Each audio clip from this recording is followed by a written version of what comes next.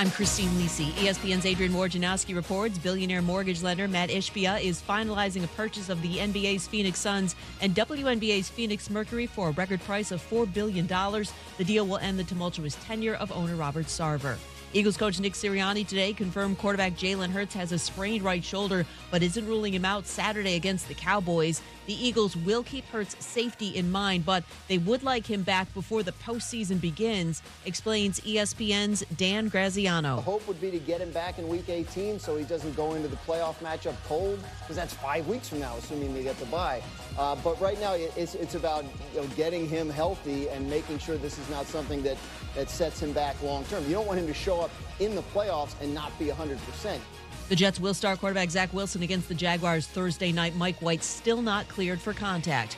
Baseball, a week after the Giants agreed with shortstop Carlos Correa on a 13-year, $350 million contract, the team postponed today's introductory news conference after a medical concern arose during his physical. Coming up Tuesday, with both Steph Curry and Anthony Davis expected to miss extended time, which injury will be more costly for their team? Keyshawn, J. Will, and Max, Tuesday, 6 a.m. Eastern on ESPN Radio, ESPN2, ESPNU. Matt Moscona. I'm very important. After further review. Say it one more time. After further review with Matt Moscona. And here we go. ESPN Baton Rouge, New Orleans, Alexandria. Live from the Mercedes-Benz of Baton Rouge studios. That's right.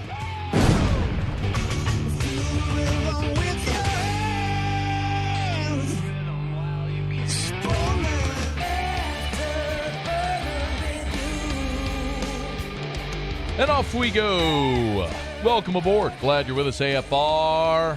Presented by Insurance Network of Louisiana. I'm Matt. You're a loser, Matt! Shut up, kid. Paul O'Neill. They're chanting Paul O'Neill's name. Musu.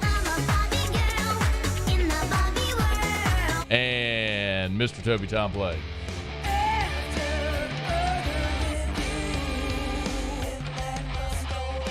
All right, we're here. Glad you are as well. Get out there, make it a good one. Shea Dixon in 15 minutes. Tomorrow is National Signing Day.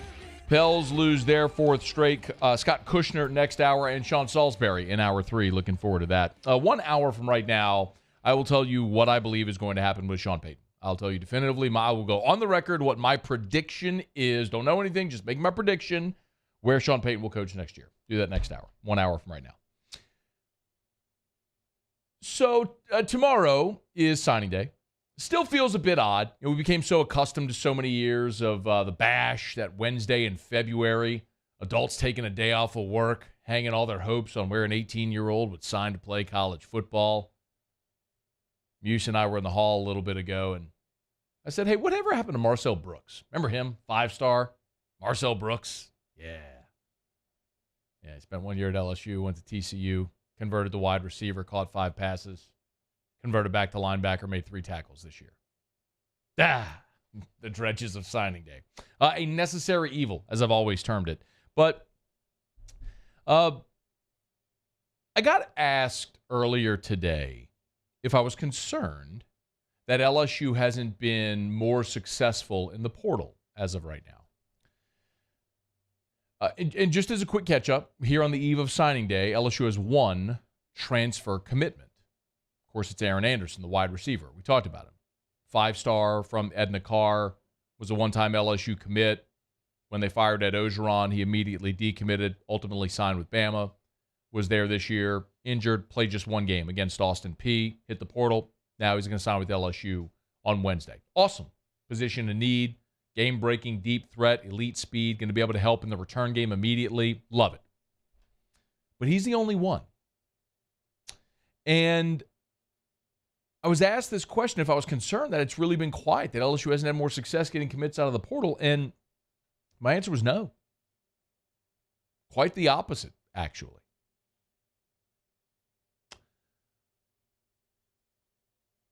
And here's the reason why. So you can look at any scouting service, right?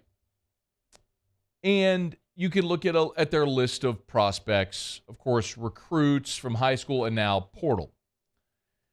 And On3 has their transfer portal rankings, right? So they rank the top 300 players in the transfer portal. Right now, the number one player in the portal is Travis Hunter, former 5-star, of course, who went to Jackson State. He's going to go to Colorado. We all know it. Fentrell Cypress, who's leaving Virginia to go to Ohio State. Johnny Cornelius, who's transferring from Rhode Island to either Ohio State or Tennessee. Devin Leary, the quarterback from NC State, who's projected to go to Kentucky. On and on. Braden Fisk, a defensive lineman who LSU has offered. Anyway, you go on the list. There are 300 players ranked here by On3. The top 300 in the portal. Guess how many are LSU players in the portal? I want to guess. Muse, I want you and Paula to guess. Take a guess. How many LSU? So LSU's got 13 players in the portal. On3 Sports ranks the top 300 players in the portal. Take a guess. How many LSU players on the list in the top 300? I'll say 2. Okay. Paulie? I'll go 3. Okay. You want to guess? You're both wrong, by the way. It's 1. 1 in the top 300. Want to guess who it is? Jack Besh. Nope. Want to guess who it is? That would have been my guess. It's Demarius McGee, number 250 overall. They rank Jack Besh as the 62nd best receiver in the portal. We love Jack Besh, don't we? LSU fans love Jack Besh. 62nd best receiver in the portal. For perspective. So Besh out, Aaron Anderson in. That's an upgrade. I love Jack Besh. You upgraded receiver. Look at where you were a year ago. Look at where you were a year ago. Elias Ricks was the 8th best player in the portal. Dwight McGlothern was the 56th best player in the portal. Max Johnson was the 65th best player in the portal. Your 2 starting cornerbacks and your starting quarterback, all 3 in the top 65. A year before that, Eric Gilbert was number 1. Ray Thornton was 59. Apu Aika was 62. In the last 2 years, you've had each year 3 players in the top 65 leaving you in the portal. This year, you got 1 in the top 300. Brian Kelly has stabilized the roster, y'all. That's the lesson here. Last year, every day we were celebrating portal additions. We were celebrating Joe Fouché, Greg Brooks, Jark Bernard Converse. I mean, every day there was another one. Jaden Daniels, Noah Kane, Kyron Lacey, Mekhi Gardner. You all know the list now because we saw them all play this year. Colby Fields, West Weeks. But they added 19 transfer players because they had to. The roster was in disarray. You had 39 players available for the bowl game. I mean, we've all said the number 1,000 times. We know it.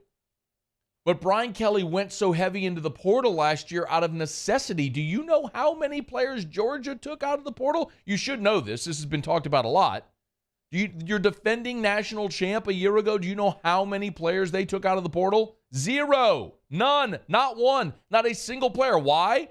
Because they keep churning out top recruiting classes year after year after year. And even with attrition, their players are still better than who they get out of the portal. Now, if you have the opportunity to add someone, you have the opportunity to add Aaron Anderson. Of course you do. Of course you do. And LSU's not done. They need players. They're going to get players out of the portal. They're going to. They need to. They're going to get a veteran tight end. They're going to get defensive linemen. They're going to get defensive backs, plural. They're going to do it because they're not yet to the point where they can completely ignore it. They still have to build up some depth there. But he's getting close. Look how dramatically different the conversation is today with respect to the portal as opposed to a year ago. Do you realize, y'all, tomorrow Brian Kelly's going to meet with the media at 2 o'clock. A year ago on signing day, Brian Kelly didn't even meet with the media. That's how snowed in he was trying to rebuild this roster, coaching staff, a program in utter disarray. They're just much more stable than they right now than they were. You don't need the portal like you did last year. you're going to use it. And I want to remind you as well, the portal doesn't close tomorrow, okay? The portal stays open till January the 18th. And then the deadline to declare for the draft is January the 20th. And then remember, there's another portal window after spring football. So you have guys, this is what happened with Joe Burrow. Guys go through spring football, they realize they're further down the depth chart than they thought, and they transfer out. So it may not even be that LSU adds more portal guys now. They probably will. There's some guys they like. The defensive end from Oregon who was here this past weekend, defensive lineman from Arizona. There's guys they like, and they may add in the short term. But you may even add more after spring football. The roster's far from being done. There's just far less work to do now than there was a year ago. So don't be dismayed by the lack of transfer portal commitments. Be encouraged by the fact that you don't need a dozen transfer portal commitments right now like you did a year ago just to be able to field a team for spring. They added 15, y'all. They added 15 mid-year enrollees last year. If they didn't, they probably couldn't have had spring ball. Dramatic difference. Hat tip to Brian Kelly. The fact that this conversation is so different today than a year ago is a great illustration of just how far they have come in one calendar year. All right, tomorrow is signing day, however. Shea Dixon of On3 is going to jump aboard with us next. I want to get a signing day primer. Who's going to sign? Who might not sign? What commitments tomorrow are we watching? Latest on Desmond Ricks and other transfers. We'll get you a signing day primer with Shea Dixon next on AFR. AFR. We're brought to you by Pluckers Nicholson, just south of campus, Bluebonnet right in front of the Mall of Louisiana. Dine-in, carry-out, or delivery, 28 flavors of award-winning jumbo chicken wings, ice-cold draft beer, full-service bar, sports on TV. All right, Tuesdays, great opportunities to get by Pluckers. You got bowl action right now. San Jose State against Eastern Michigan. Otter gave you Eastern Michigan plus a 3.5 yesterday. Hope you played it. You got another bowl game tonight. Liberty limping to the finish with no Hugh Freeze. They play tonight. You've got a full slate of college basketball tonight. You need a place to watch all of it. Get by Pluckers. Remember, 8:30 tonight and every Tuesday, sports trivia at the Nicholson location, hosted by our guy, Hunt Palmer, a.k.a. Hoot Palmario. So get on by, win Pluckers gift cards, test your sports knowledge, spin the prize wheel. Every single team gets to spin the prize wheel. So even if you don't win a round, you're still going to win something if you go by Pluckers. Nicholson, Bluebonnet, dine-in, carry-out, or delivery. Gift cards are great stocking stuffer at Pluckers. Gulf Coast Bank and Trust is giving our customers the power to bank anywhere, anytime during this challenging event. And we're right there with you. Our mobile banking app is a smart way to manage your money and time. Gulf Coast Bank and Trust, the bank that cares about you. Thank you, Acadiana, for over 55 years of allowing Corval Toyota in Opelousas to take care of you and your automotive needs. Enjoy this holiday season with family and friends. From the Corval Toyota family to yours, Merry Christmas and Happy New Year.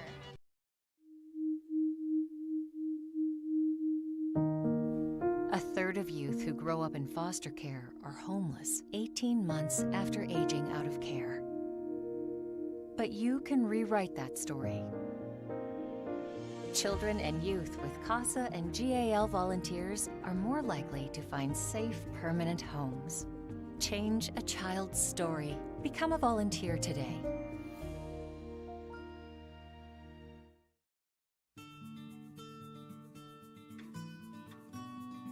This is a house call. This is a follow-up appointment. This is a diabetes checkup. This isn't just more convenient care, it's more advanced care. This is innovating healthcare at Louisiana's #1 hospital, Kushner.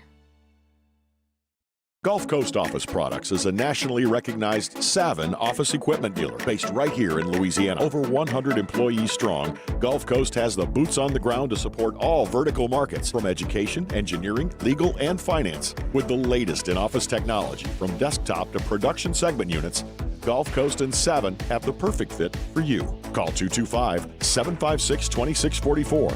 That's 756-2644 for Gulf Coast Office Products. Oh, hey, what's up? It's Big D and Bubba, 100.7 The Tiger Morning Show. We'd love for you to join us every weekday, 4 a.m. till 9 a.m. Yeah, everything you want in a show. Country music. We got laughs. We got celebrity in-studio guests. We just need you. Join us every weekday morning, 4 a.m. to 9 a.m., right where it all started. That's right. Louisiana's country station, 100.7 The Tiger.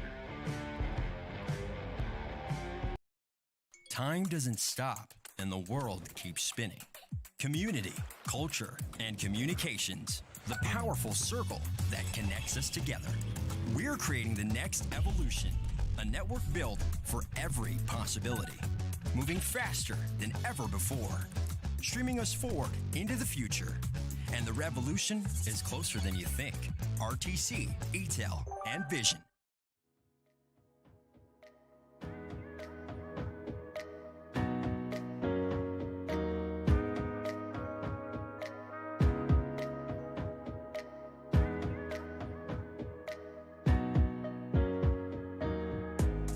After further review with Matt Moscona, presented by Insurance Network of Louisiana. Call for a free quote to see how much you can save. 293-0450. After further review with Matt Moscona, ESPN Baton Rouge, New Orleans, Alexandria. I mean, it's going to be in the mid to high 30s.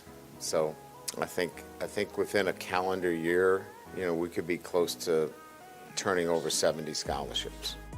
Incredible. That was Brian Kelly on Saturday, kind of giving a little primer for signing day. Shea Dixon on 3, the Bengal Tiger, joins us now here for everything we need to know before the early signing period opens up on Wednesday. Shea, thanks as always, man. How are you? Yes, all the things that Brian Kelly's not allowed to talk about publicly until tomorrow. I can do it. I love it. Okay, so currently 25 commits for LSU and then the one transfer in Aaron Anderson. How many commits is LSU expecting to sign on Wednesday? Well, here's the thing. Isaac Smith is a big target for them out of Mississippi, out of Itawamba, safety. He's down to LSU and State, really. That'll be on Wednesday. Kamorian Pimpton is committed to Vanderbilt as a tight end, but LSU's in the mix. Texas is in the mix. There could be a chance that they pull off a late flip there. And then he's on Wednesday. And then Desmond Ricks, the 5-star cornerback, is on Thursday. So the signing day window runs Wednesday to Friday. Those are the 3 announcements we're kind of really watching in terms of guys they're still after. And then you want to make sure you get everybody to the finish line, Matt. They mentioned they have 25 commits. The one guy who has said he's not going to sign tomorrow is Dalen Austin out of California, a corner. Now there's buzz that he might sign tomorrow, but actually it might be Oregon.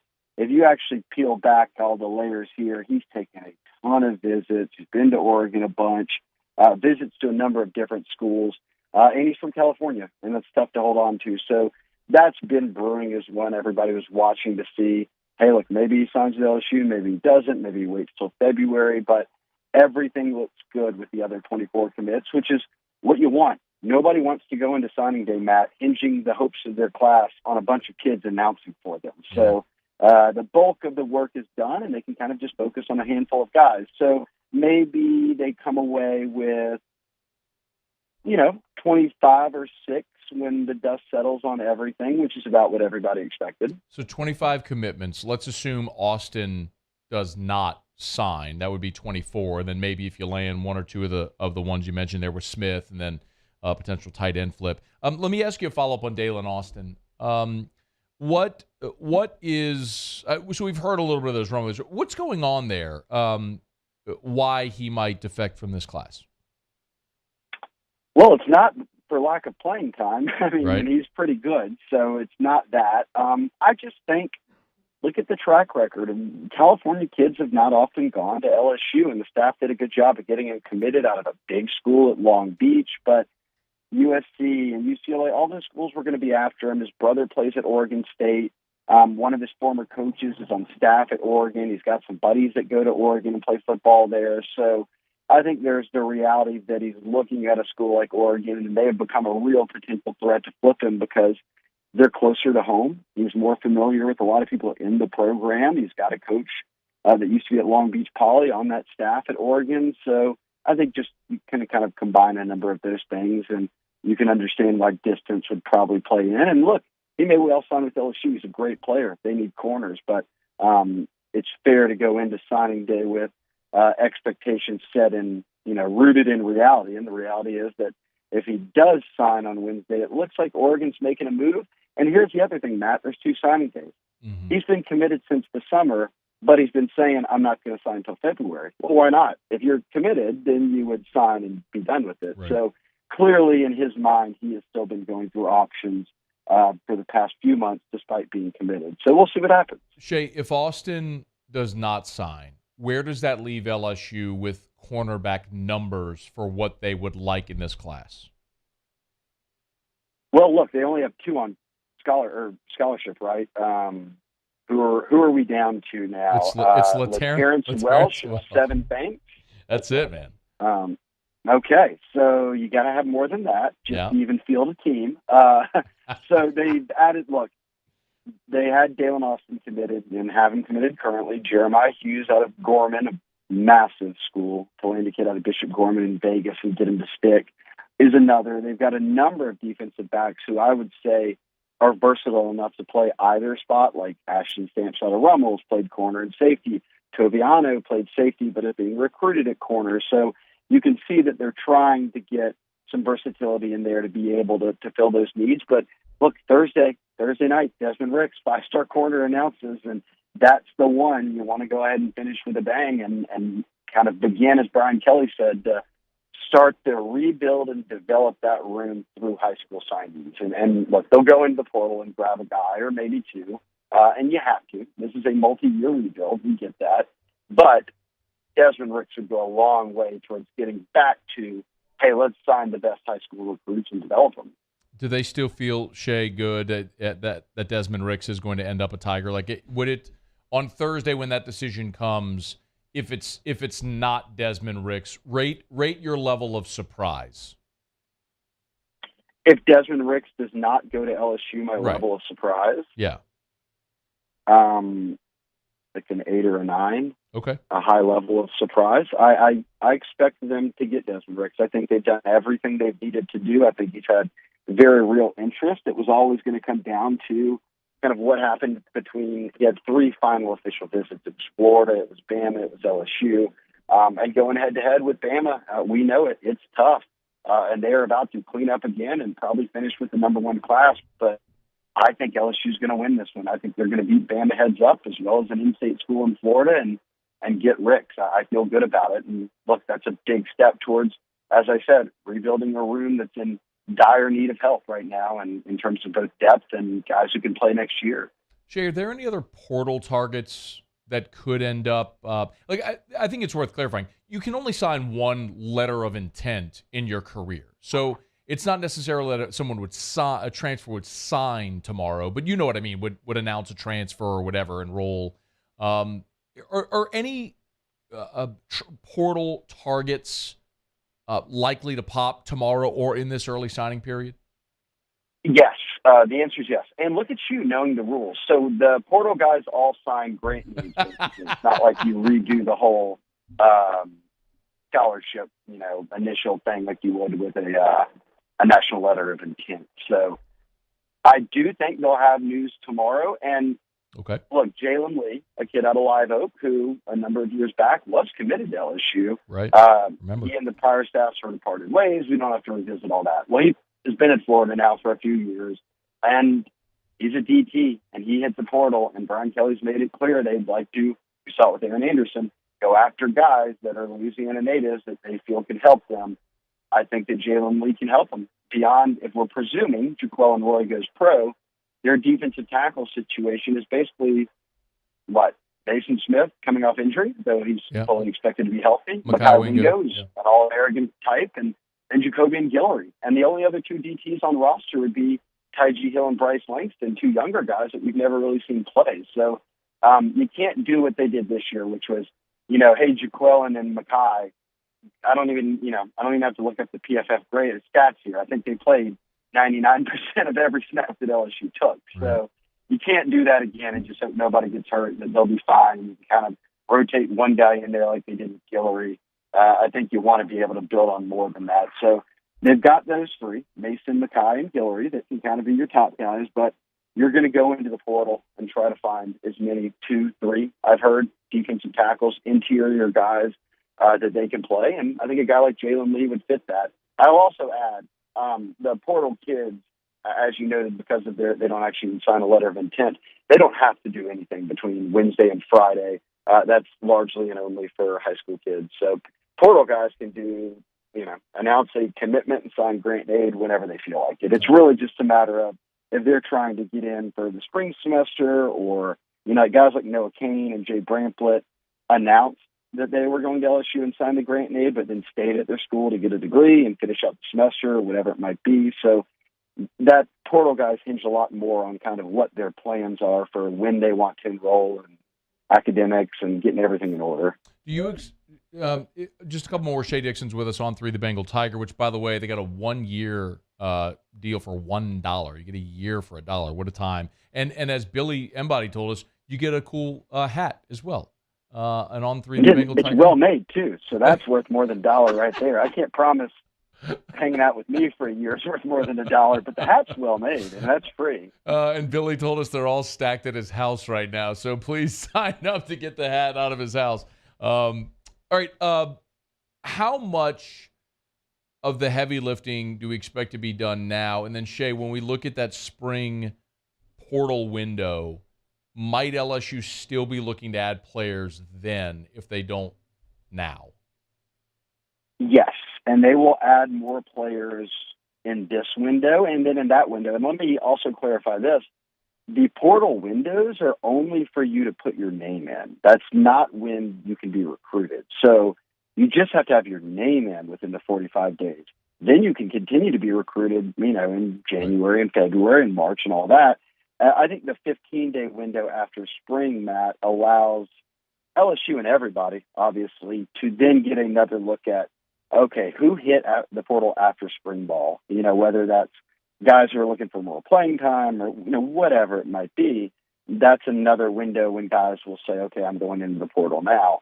And for LSU, it's going to give them an opportunity to get through spring ball, and there will certainly be guys who say, I'm not repping where maybe I thought I would. It probably is in my best interest to use this 15-day window to explore my options. So I do think they'll be active now beyond signing day. And in January, I think we're going to hear a lot of portal talk. You led off with Brian Kelly's comments about wanting to be or maybe needing to be in the mid to high 30s of combined portal and high school signees. Well, if they're at 25 right now and Anderson from Bama committed to LSU's 26, you can do the math. We still probably have 10 plus more guys to go. That's not going to be all high school guys. So, and a large number of portal entries or additions, I should say, will happen in January. Hey, last thing before you go, a non-LSU question. Right.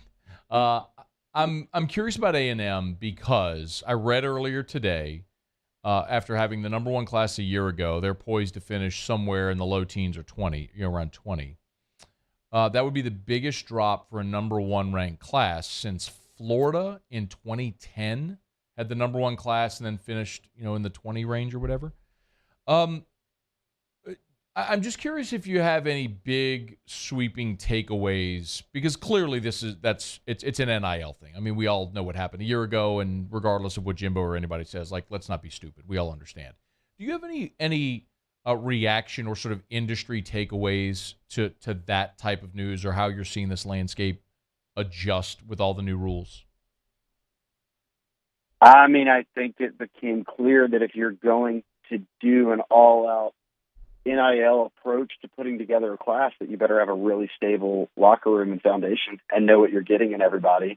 I think more so, too, I look at this as A&M might be realizing now what I think LSU, Bama, Georgia, Ohio State, a number of other very big schools who, got some money, not A&M money, but are in the, have to be in the NIL game to recruit these big name guys, is that it's in more of your interest for NIL to really help you with guys on the team, not getting them to join the team, if that makes sense. Mm-hmm. So, the opportunities you will have over the course of your college career by playing at LSU or Bama or Georgia or Ohio State will put you both on an NFL track. You'll be developed by coaches. They have a history of winning. And these schools get more, everybody's watching them. LSU got a massive social media presence. They're on all the, biggest networks. You will have ample opportunity to make the most of your name, image, likeness. So using it not so much as a front-end recruiting tool, but something that pays off for you across the time you're in college. And I think that's the approach that most schools, and the ones I mentioned, have taken. I think A&M took the exact opposite approach last year and said, let's just go all in. Let's do it when we can get them. And Saban called them out for doing just that. And what do you know, a year later, they're up there leading the country in guys who hit the portal, and their class does not look anything like it did a year ago, when I think that they've backed off to a degree on saying, let's just go NIL, money whip everybody, and instead say, hey, look, how can we get back our foundation and our culture and rebuild the locker room and keep our team together and all of those things. So NIL can be a slippery slope, Matt, and I think A&M found that out. Great insight as always on Twitter at Shea Dixon. Make sure you're reading up there at On3 the Bengal Tiger. Again, the 1-year subscription offer for just $1. Great time to do it over at On3. Thank you, Shea. Appreciate it, man. Yeah. I also will say I defer all my A&M news to my man Billy Lucci. So if he doesn't agree, then I'll go back to him. All right, man. Talk to you soon. All right, man. We'll see you. We'll holler at Luch. See his thoughts on that. All right, it's after further review. We'll go around the SEC when we come back. In 30 minutes from right now, I'm going to go on the record with what my prediction is for Sean Payton next year. My final prediction. I'll make it in 30 minutes. It's AFR. AFR. Brought to you by the Baton Rouge General Hospital. Matter of fact, earlier today, we had a meeting over at the General. Awesome spot, man. Just the way I always talk about how they're expanding healthcare in Baton Rouge. Their Advanced Robotics Institute that we talk about from time to time, it's incredible. When you think about the amount of surgeons that they have, the opportunities, how many men walk around with knowing they have a hernia?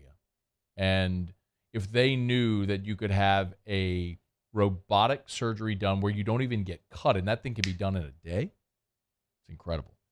It's the Baton Rouge General Hospital, expanding healthcare in the Baton Rouge area. If it's primary care, if it's the Advanced Robotics Institute, learn more at brgeneral.org, brgeneral.org.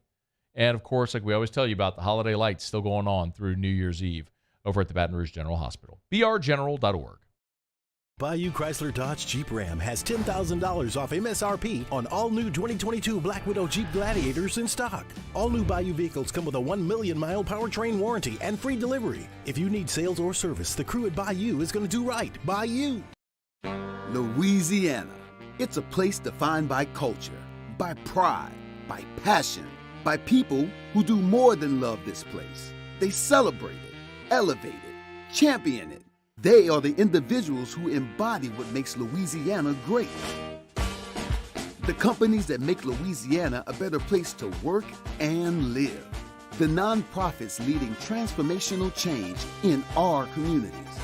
Champions of Louisiana are all around us, and LWCC is proud to celebrate them because we've always been Louisiana loyal, supporting the workers, the innovators, the change agents of this great place we call home. Who are the champions around you? Together, we can share their stories. Together, we can help our home state thrive. Together, we are Louisiana loyal. Always.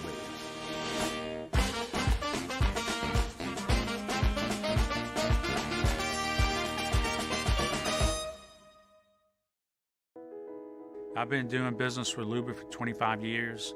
They're dependable, trustworthy. It's just the attention to detail with our clients. Our folks have years and years of experience. They're highly trained professionals, but many companies have that asset. What I'd like to think makes Luba a bit different is that we use those talents in a way that truly is dedicated to serving the needs of the folks who depend on us. ServiceMaster Elite create clean, disinfected work environments. As a local business, we take pride in serving the New Orleans and Baton Rouge areas. Our cleaning protocols follow CDC and OSHA standards for healthcare settings, offices, senior living, restaurants, and industrial plants. Contact Service Master Elite to get your operation ready for reopening with germ disinfection cleaning. Service Master Elite, the trusted choice in professional cleaning since 1996. It's no secret. The best oysters in Baton Rouge are at Jolie Pearl Oyster Bar. Enjoy mouth-watering South Louisiana flavor and oysters from all over the country. And don't forget our nightly drink specials.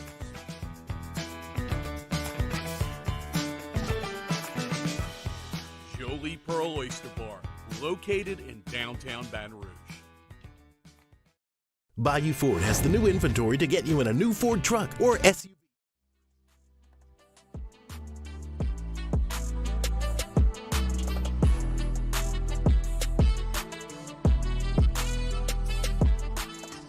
After further review with Matt Moscona, presented by Insurance Network of Louisiana, call for a free quote to see how much you can save. 293-0450. After further review with Matt Moscona, ESPN Baton Rouge, New Orleans, Alexandria.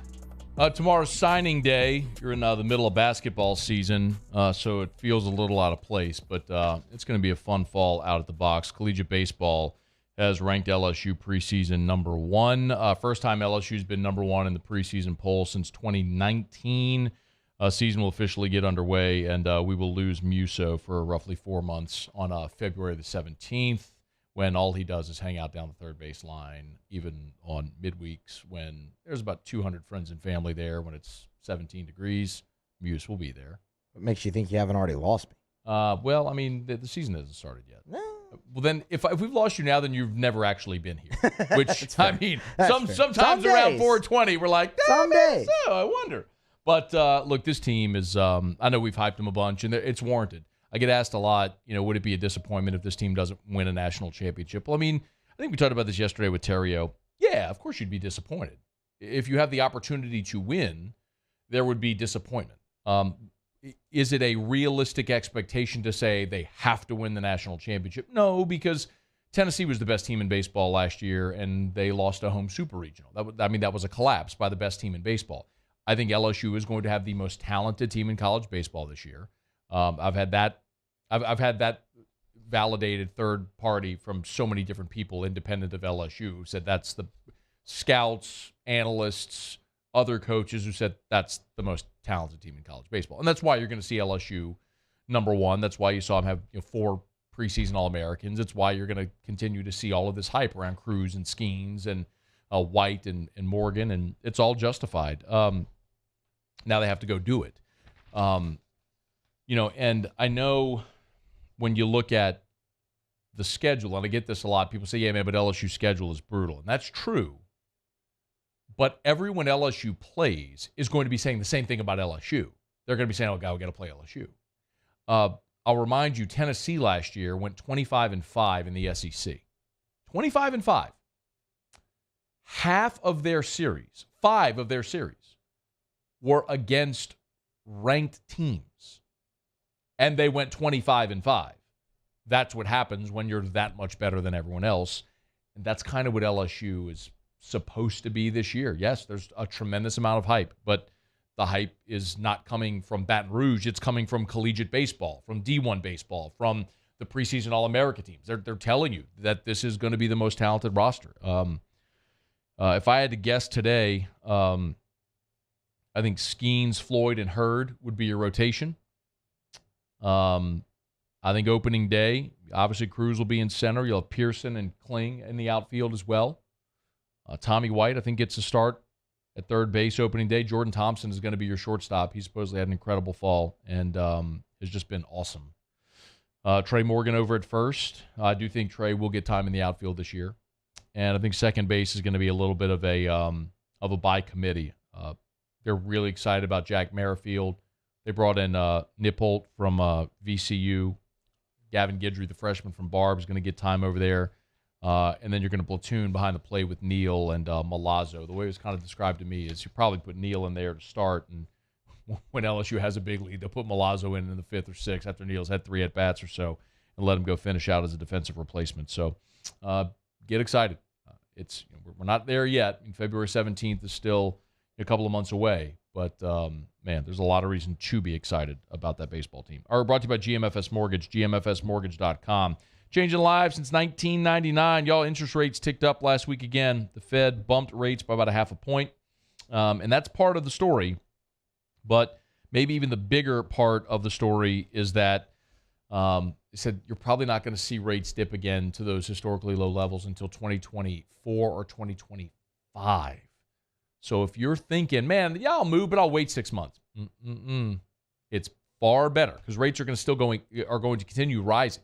It's far better to lock in now and then refi later than wait for rates to go even higher and your purchasing power goes lower. Listen, you could take my word for it. I would encourage you. Don't take my word for it. Call a local loan officer at GMFS Mortgage. Go over the loan products they have. Go over your options. Let them explain it to you. They've been doing it since 1999. Billions of dollars in loans closed. Hundreds of thousands of Louisiana residents helped. It's GMFS Mortgage. GMFSmortgage.com. Changing lives. All right, do it every day about this time. Let's go around the SEC. Around the SEC, presented by Gulf Coast Office Products, excellence in imaging solutions. The Kentucky Wildcats. North Carolina State quarterback Devin Leary is headed to Kentucky on 3, first reported the news. Current starter Will Levis, of course, headed to the NFL draft. Leary threw for 3,400 yards and 35 touchdowns in 2021. An injury shortened his 2022 season, but he is a major boost to the Wildcats. He's eligible immediately with 1 year remaining. Texas A&M!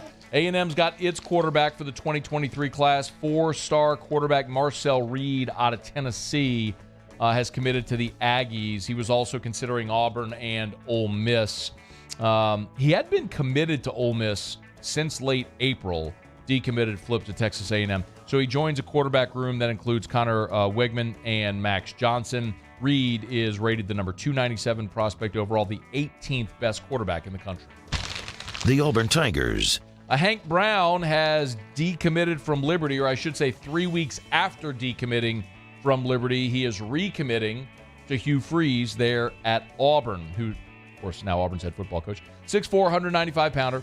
He played for Trent Dilfer in high school, who's now the UAB coach. Had been committed to Liberty and now has flipped to Auburn. He's a 3-star, the 69th best quarterback in the country for 2023. Auburn now up to 16 commits and ranked 26th nationally in the composite. The Vanderbilt Commodores. Vandy has landed a commit from 3-star edge defender Evan Herman. Herman is from Wisconsin, who decommitted from Wyoming on Sunday and now has flipped to Vandy. 6'6", 210-pounder. He's also a sprinter on the track team. He's a 3-star according to 247, but is not ranked in the composite. All right, there you have it. That is Around the SEC, presented by Gulf Coast Office Products. Shout out to our guy Trey Beal and our friends Gulf Coast Office Products online at gcopnet.com. gcopnet.com for Gulf Coast Office Products. Face-to-face sales, service after the sale. If you need office equipment, copiers, printers, all-in-ones, they've got you covered over at Gulf Coast Office Products, online at gcopnet.com. Again, gcopnet.com for Gulf Coast Office Products, the official office equipment provider of the LSU Tigers, the New Orleans Saints, the New Orleans Pelicans, the ULL Ragin' Cajuns. All right, y'all, it's after further review. Knock out our final break here of hour number 1. When we come back, the whole LSU, Les Miles, Board of Supervisors, Sharon Lewis, Title IX lawsuit, that whole thing, it progressed yesterday in court in Baton Rouge, and there's further court proceedings today. I'll get you caught up, and in 16 minutes from right now, I'll give you my official on-the-record prediction for what's going to happen with Sean Payton. So remember it, and then you can all laugh at me when it doesn't happen. It's AFR. AFR. It's a raving fan shout-out. Presented by Darren James & Associates, brokered by eXp Realty. If you need to sell your home, you need Darren James. Today's the day. Call. We're heading toward the holidays. If after the new year you want to be in your new home, call Darren James. Don't wait until the spring when the market's flooded. Do it right now. Call Darren James, 335-7666, 335-7666, or agent225.com. When you're selling, You need to get fair value as a seller. When you're a buyer, you need to make sure you're not overpaying. That's why you need a realtor. And Darren's expertise is why he's on the Wall Street Journal's list of the top 1% of realtors in America. That's not an opinion. That's based on the number of homes closed. If you need to sell your home, if you're buying and need to pay a fair price, you need Darren James. 335-7666 or agent225.com. Think real estate, think Darren James. Every business is different, but B1 Bank knows that every business owner has similar needs. From streamlining accounts receivables to maintaining access to working capital, a trusted bank is your best asset for staying on top of day-to-day finances and planning for future business growth. At B1 Bank, I know I have access to commercial banking experts who care about the needs of my business and can guide me to accomplish my goals. B1 Bank knows that managing your business isn't simple, but they can help you make it uncomplicated. Thank you, Acadiana, for over 55 years of allowing Corvell Toyota in Opelousas to take care of you and your automotive needs. Enjoy this holiday season with family and friends. From the Corvell Toyota family to yours, Merry Christmas and Happy New Year. We get it done with strength, commitment, dedication, grit. Let's go, defense!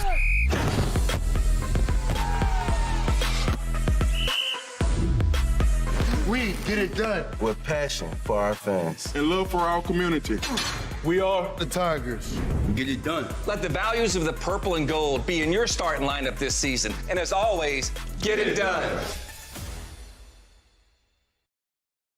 Eli's always been into grilling. It took us a while to see it, but the signs were there.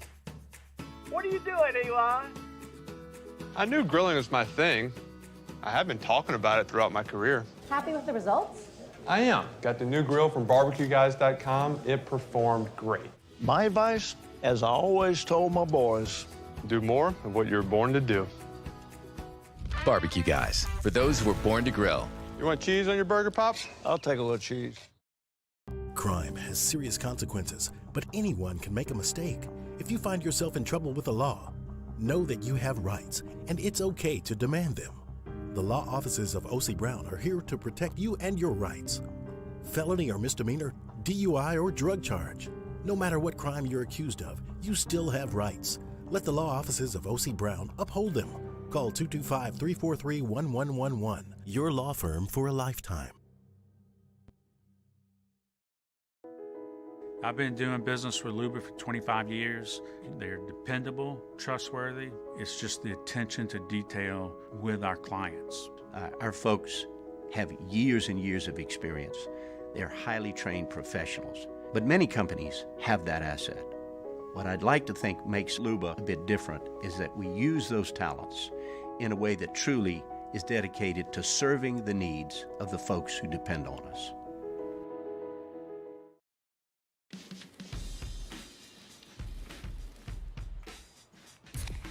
Light beer shouldn't taste like water. Miller Lite has more taste.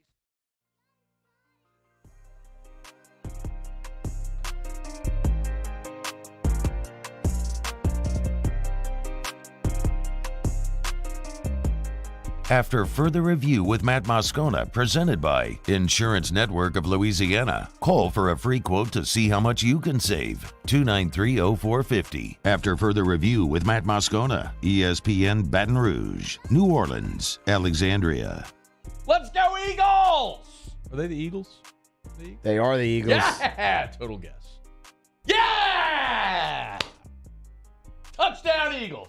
Those are my Eagles right there, Muse. My Eagles. Quite fond of them today myself, Matt. Yeah. No, not just today. They're my team. No, they're not. From Ypsilanti, the Eastern Michigan Eagles. Is it Ypsilanti or Ypsilanti? I think it's Ypsilanti. Okay, so we don't pronounce the Y. The Y is silent. I don't think so. Look it up, but I think it's Ypsilanti. When it got for some reason several years ago on the show, we had an Ypsilanti conversation. LSU played Eastern Michigan. They did. LSU played Eastern Michigan. It wasn't the 19 team, was it? No, I think it was 18. Whichever team played. So we got into a conversation about it then on the show. Well, anyway, this is why sports betting is fun.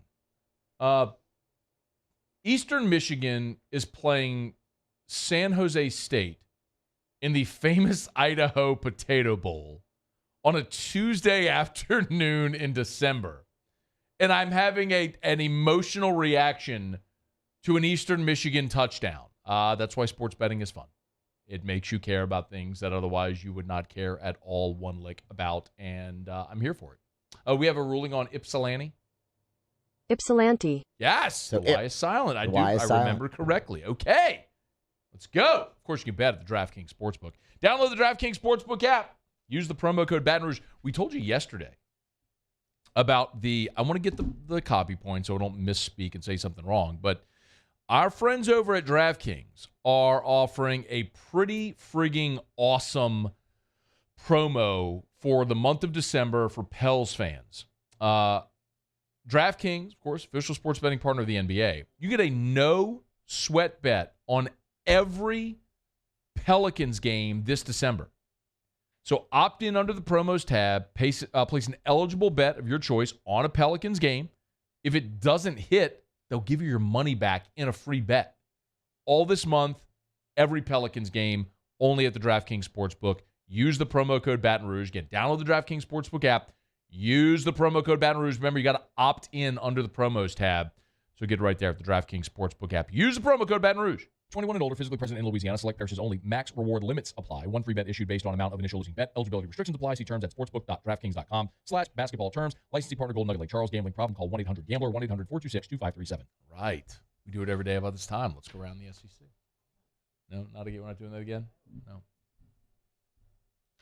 It's radio. They can't. You did that already. Got it. Thank you. It's radio. They can't hear you shaking your head over there. It just feels like that's how we would transition. It feels like we've transitioned like that. Because you always transition into it with a floating live. I know. That's why. I know. That's why. It just feels like. Okay. So last year, Sharon Lewis, who worked at LSU for a long time, she filed a lawsuit against LSU. And she filed a lawsuit against damn near everybody, like the university, the board of supervisors, Les Miles, all the ADs, associate ADs, even your mom and them. Like, she filed a lawsuit against like 30 people. And she wanted like $1 bajillion, which was stupid. But that's what she said. And I'm not minimizing her potential allegations, but filing the lawsuit against everybody and wanting like $50 million or whatever it was stupid. I've been told by attorneys you don't even list your sought after damages like that. A jury would ultimately award damages, or a judge, but anyway, whatever. So on Monday, a judge in Baton Rouge dismissed several counts against Les Miles and other university officials. 7 of the 13 charges have been dismissed. Now, I was not in the courtroom. I did not listen to all of the testimony, nor did I hear the judge's ruling. I am reading this from the Advocate, and their write-up of the court proceedings. They do not list which of the charges were dismissed and which remain. But apparently, the testimony and the arguments, I should say, back and forth, were very contentious. Oh, did we just get another score? Muse, I think we just got a special team score. Holy moly, look at that, Muse. Yeah. Or was that earlier in the game? That might have been earlier in the game. I just went from a really serious conversation about sexual assault allegations and Title IX to go Eastern Michigan, go. Yeah, that happened already. So they're still up 10. Eastern Michigan up 10. We're getting 3.5. Actually, I'm getting 4. Okay, good for you. Good for you. I still feel good. Okay. So 7 of the 13 counts have been dismissed. A lot of this, the conversation among the attorneys and the judge became very contentious. And the attorney for Sharon Lewis actually introduced newly surfaced documents that suggested LSU officials conspired to cover up Les Miles' behavior as lawyers worked behind the scenes to pay off one of the accusers. Les Miles' attorneys said that actually they denied any cover-up and said that the settlement negotiations with a former student were basically an illicit bribe to silence her. It's ugly. I don't think there's any way around this. I don't know that I can add anything more other than to update to say that several of the charges have been dismissed. The reason that this is relevant to you, listen, I don't believe Les Miles is ever going to coach again. The allegations were so significant that he lost his job at Kansas as a result of those allegations. That happened at another school. Les and Kathy are living in Florida right now. As I understand it, they're building a home and they're retiring there. Les isn't going to coach again. It's best for everyone that all of this be settled and goes away.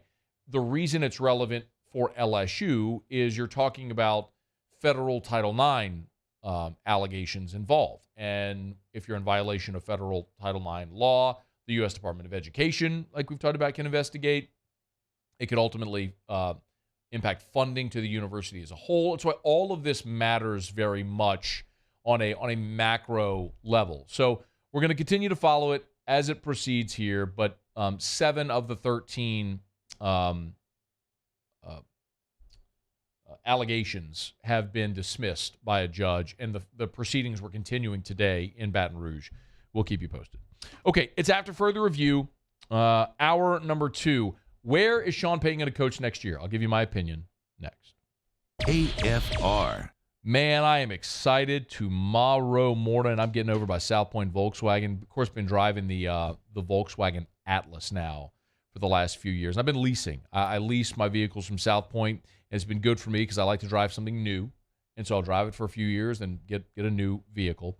And I'm going to go test drive the ID4, which is their all-electric SUV. The first all-electric SUV for everyone. It's the ID4. They have them on the lot over at South Point Volkswagen. So if you've been hearing about the EV craze, all the production from all the manufacturers ramping up, if you've been hearing about it, you want to see what it's about, go test drive one. Go test drive the all-new ID4 from Volkswagen, the first electric SUV for everyone. You could build your own. You can make that reservation online right now at southpointvw.com, southpointvw.com. New and certified pre-owned in Baton Rouge and online at southpointvw.com. South Point Volkswagen, what's your direction? I've been doing business with Luba for 25 years. They're dependable, trustworthy. It's just the attention to detail with our clients. Our folks have years and years of experience. They're highly trained professionals. But many companies have that asset. What I'd like to think makes Luba a bit different is that we use those talents in a way that truly is dedicated to serving the needs of the folks who depend on us. I'm Sylvia Witherspoon in the WBRZ studios with a look at what we are working on for News 2 this evening. The Christmas cold is on the way. Dr. Josh has a close look at your forecast, and our news team will have some advice if you're planning to drive to see friends and family. Meanwhile, a Grinch keeps hitting a snowball stand. Brittany Weiss has the story of a cold-hearted crook in tonight's On Your Side segment. And a beauty shop employee critically injured during a robbery. The message from the victim's brother to the attackers. That and more tonight on WBRZ Channel 2. There it is, the extra mile. On the border of expected and extraordinary. For those willing to go further. Like vans customized for work or play. With safety and tech to keep you connected. Supported by a 5-star sales, service, and finance team. And backed by the 1-star you know. So go the extra mile. It's never crowded because so few have what it takes to go there. Mercedes-Benz Vans.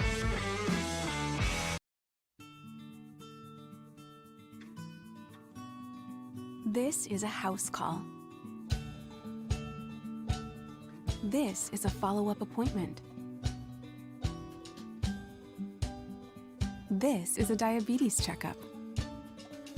This isn't just more convenient care, it's more advanced care. This is innovating healthcare at Louisiana's #1 hospital, Kushner. Gulf Coast Office Products is a nationally recognized Savin office equipment dealer based right here in Louisiana. Over 100 employees strong, Gulf Coast has the boots on the ground to support all vertical markets from education, engineering, legal, and finance. With the latest in office technology from desktop to production segment units, Gulf Coast and Savin have the perfect fit for you. Call 225-756-2644. That's 756-2644 for Gulf Coast Office Products. Oh, hey, what's up? It's Big D and Bubba, 100.7 The Tiger Morning Show. We'd love for you to join us every weekday, 4 a.m. till 9 a.m. Yeah, everything you want in a show. Country music. We got laughs. We got celebrity in-studio guests.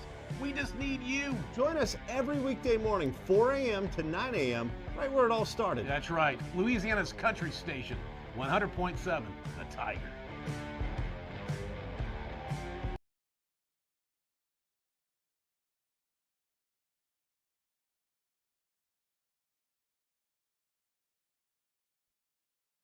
This is SportsCenter. I'm Christine Lisi. ESPN's Adrian Wojnarowski reports billionaire mortgage lender Matt Ishbia is finalizing a purchase of the NBA's Phoenix Suns and WNBA's Phoenix Mercury for a record price of $4 billion. The deal will end the tumultuous tenure of owner Robert Sarver and change the perception of the Suns under new ownership, explains Woj. I think an organization, a franchise in a marketplace that many around the league have always believed has been one of the sleeping giants, that with good ownership, that the Suns can be a free agent destination. This is going to be a place that can compete for the best players in the league. Adrian Wojnarowski on NBA Today. Confirmation from Eagles coach Nick Sirianni that quarterback Jalen Hurts has a sprained right shoulder, but he has not been ruled out yet Saturday against Dallas. The Jets will start quarterback Zach Wilson Thursday against the Jaguars. Mike White, dealing with injured ribs, has still not been cleared for contact. Baseball, 1 week after the Giants agreed with shortstop Carlos Correa on a 13-year, $350 million contract, the team postponed today's introductory news conference after a medical concern arose during his physical. Coming up Tuesday, with both Steph Curry and Anthony Davis expected to miss extended time, which injury will be more costly for their team? Keyshawn, J. Will, and Max, Tuesday, 6 a.m. Eastern on ESPN Radio, ESPN2, ESPNU. Matt Moscona. I'm very important. After further review. Say it one more time. After further review with Matt Moscona. And here we go. ESPN Baton Rouge, New Orleans, Alexandria. Live from the Mercedes-Benz of Baton Rouge Studios. Let's ride.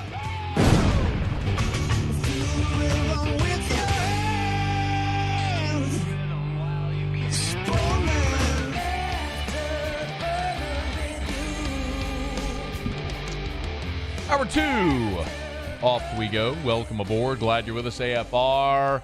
Presented by Insurance Network of Louisiana. I'm Matt. Love you, Matt. Paul O'Neill. They're chanting Paul O'Neill's name. Musu. And Mr. Toby Tomplay.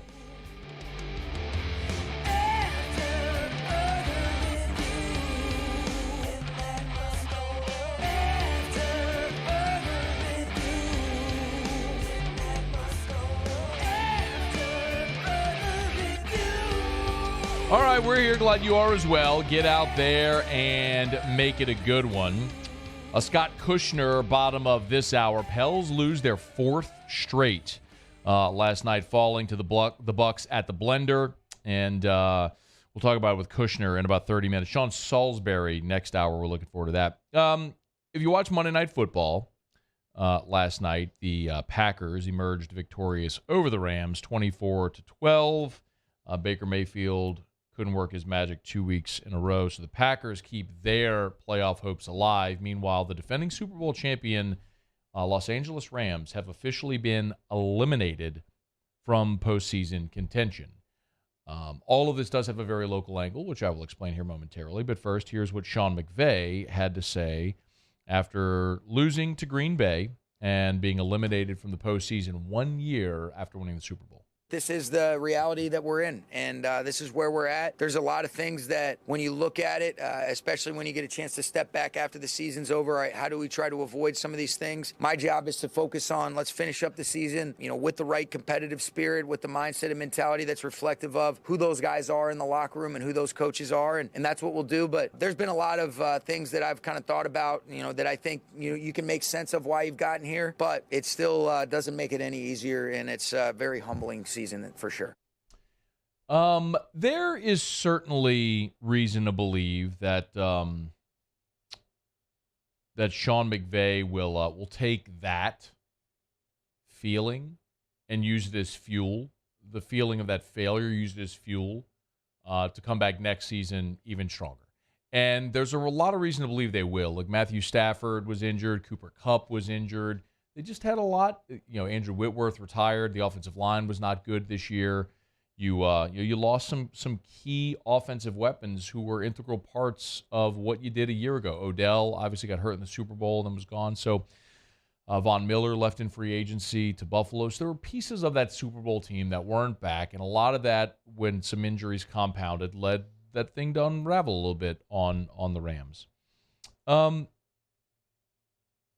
I don't believe Sean McVay is going to be back. So we've asked the question a lot over this offseason, what's over this season, what's going to happen with Sean Payton? And what we know about Sean Payton is his preference would be to stay in Los Angeles. He's working for Fox right now. We know Sean Payton has said he wants to coach again. He's made that known on the record. He wants to coach again. He wants to coach next year. And we all sort of know that he wants to coach in L.A. That would be his preference. He and his wife live in L.A., where he works for Fox Sports. They would prefer to stay in L.A. Well, there's two teams in L.A., the Chargers and the Rams. And a lot of us had been assuming that the Chargers job would come open, and that would be a perfect spot for Peyton. You got Justin Herbert, young franchise quarterback. You're there in L.A., all that stuff. Well, the Chargers have sort of nudged their way back into the playoff conversation, and meanwhile, the Rams are eliminated. We might have been talking about the wrong L.A. team all along. And I'll remind you that a year ago at this time, Sean McVay passed on what was reported to be a $100 million contract offer from Amazon. 5 years, $100 million. That's what Amazon was offering Sean McVay to do TV. When McVay turned it down, he said, quote, "Just the timing and everything that surrounded it, it's very flattering. I'm humbled by it. To say that down the line that broadcasting is not something I'm very intrigued by would not be accurate. But I'm totally committed to coaching." End quote. So McVay became the youngest coach to win the Super Bowl at 36 years old. He was pursued by Amazon, who offered him a 5-year, $100 million contract to leave coaching and to go to TV. He passed. He comes back into coaching, and he had what he described, his words, as a humbling year. McVay has on the record said he cannot see himself coaching at age 60. So he is a guy who, by his own admission, is not going to be a lifer. He's newly married. He's won his Super Bowl. He had a 9-figure television offer, which you better believe if Amazon wanted to run it back with him, they'd have the opportunity to do. So wouldn't it be even easier for the Rams to digest that decision if Sean Payton were sitting right there ready to walk in? And the other thing that we've certainly talked about at times is Sean Payton's desire to have a quarterback. Now, Payton has said on the record, he was doing, which podcast was it last week? Do you remember? Was it Russillo? It was the Russillo pod. Yeah, it was Russillo. So on the Russillo pod last week, Sean Payton, I'm paraphrasing here, said, unless you can find that. I don't know if you can find that real quick for me. But Sean Payton was asked by Russillo about the whole quarterback, because the assumption has been he wanted to be in one of the coasts, and he wanted to go somewhere that had a good quarterback situation. And what Payton said was, look, teams that have good quarterbacks, those jobs aren't open generally. And one of the things Jeff Duncan said in his speech, you have it? Yeah, this was Payton on Russillo Pod. Thank you.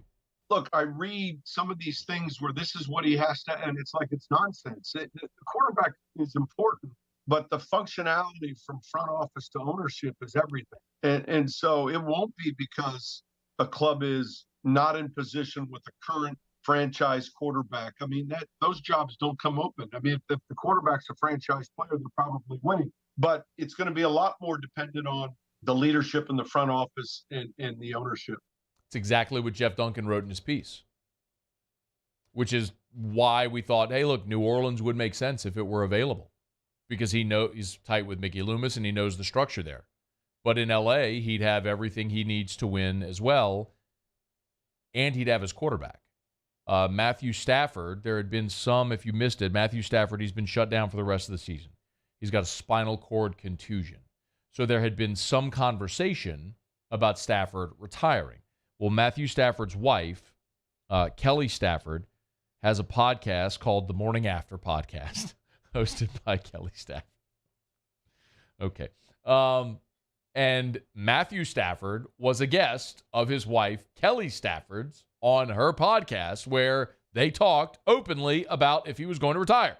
A lot of people are asking this, which I already know the answer to, but retirement. Are you retiring? Oh, no.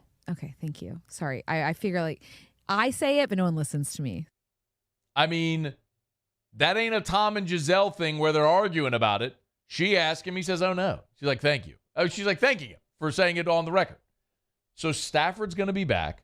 Cooper Kupp is going to be back. A lot of the things that caused, do you realize the Rams offense this year is literally dead last in the NFL in total offense? They're literally dead. They're 32nd out of 32 in total offense in yards per game. They're the worst offense in football. But you get Stafford back, you get Cooper Kupp back, you insert Sean Payton into that. It makes sense. And if I had to guess today, and I'll go on the record and say it, I think Sean Payton is going to coach the Rams next year. I may be dead wrong. If I am, please come back and laugh at me. We'll bookmark the tape. I got nothing to hide. It's out there for the world to see. I think Sean McVay is going to go into TV, and I think Sean Payton is going to step in, coach the Rams, and Matthew Stafford. I think that's where Sean Payton will be next year. In L.A., but not with the Chargers, with the Rams. Okay. Now, when I'm wrong, don't come back and laugh at me. Just a guess. All right, it's after further review. Glad to have you aboard with us here. Brought to you by the Aesthetic Medicine and Anti-Aging Clinics of Louisiana. Hey, remember, great opportunity. Go pick up some gift cards at the Aesthetic Medicine and Anti-Aging Clinics of Louisiana. Remember, with every gift card you buy, there are also great specials that unlock. So, like, you buy a $100 gift card, you get free filler. So, like, every time you increase the amount of the gift card you buy, there's other great incentives where they give you additional products. So, check it all out online at theantiagingclinics.com. If it's for HRT, if it's Botox, if it's filler, if it's laser hair removal. It doesn't matter if you're a man or a woman, no matter how young or old you look or feel. If you want to feel and look like your younger self, they can help. Voted the nation's best aesthetic practice, your leader in all things anti-aging. It's the Aesthetic Medicine and Anti-Aging Clinics of Louisiana. Baton Rouge, Lafayette, and online at theantiagingclinics.com. That's theantiagingclinics.com. All right, bottom of this hour, y'all. We will talk some Pels with Scott Kushner of The Advocate. Pels lost their fourth straight. Man, after winning 7 in a row, they've now lost 4 in a row. And I would caution you, let not your heart be troubled. It is an 82-game season. There are runs in NBA seasons. Just like when you have 162 in baseball, you're going to have streaks where you win a lot and lose a lot. It's the nature of it. That's why at the end of the thing, you are what your record says you are. You've played a large enough sample to know. But the good news, the really good news for the Pelicans is there is a very winnable stretch of games staring them straight in the face starting later this week. So we're going to talk about that with Scott Kushner, bottom of this hour. It's after further review. Don't you move. When we come back, history for Taysom Hill, and will LSU pursue a quarterback in the portal? A thought on that based on something that happened today I'll get to next. It's AFR. AFR. Brought to you by River City's 1 Hour Air, where they're always on time or you don't pay a dime. Look for the big yellow vans and trucks with the giant clock on the side. You can't miss it. I love sharing great 5-star reviews like this one, which came in from Michael Bordelon, who said, "We called on a Saturday. Jason came out within about an hour. Very quick and professional service. It was a quick fix, and he took the time to explain what needed to be repaired and also payment options. Overall, excellent service. We'll use again in the future." A 5-star Google review. Another, go read them all. They have more than double the amount of 5-star reviews of the next closest competitor because they've been doing it for 40 years. But did you hear the beginning of that? We called on a Saturday, and Jason was at our house within an hour. I tell you all the time, nights, holidays, weekends, they'll always come out, and they'll never charge you extra to come out. That's River City's 1 Hour Air. 752-0001, 752-0001, or 1hourbr.com. For River City's 1 Hour Air, where they're always on time or you don't pay a dime. Gulf Coast Bank and Trust is giving our customers the power to bank anywhere, anytime during this challenging event. And we're right there with you. Our mobile banking app is a smart way to manage your money and time. Gulf Coast Bank and Trust, the bank that cares about you. There it is, the extra mile. On the border of expected and extraordinary. For those willing to go further. Like vans customized for work or play. With safety and tech to keep you connected. Supported by a 5-star sales, service, and finance team. And backed by the 1-star you know. So go the extra mile. It's never crowded because so few have what it takes to go there. Mercedes-Benz Vans. Eli's always been into grilling. It took us a while to see it, but the signs were there. What are you doing, Eli? I knew grilling was my thing. I have been talking about it throughout my career. Happy with the results? I am. Got the new grill from barbecueguys.com. It performed great.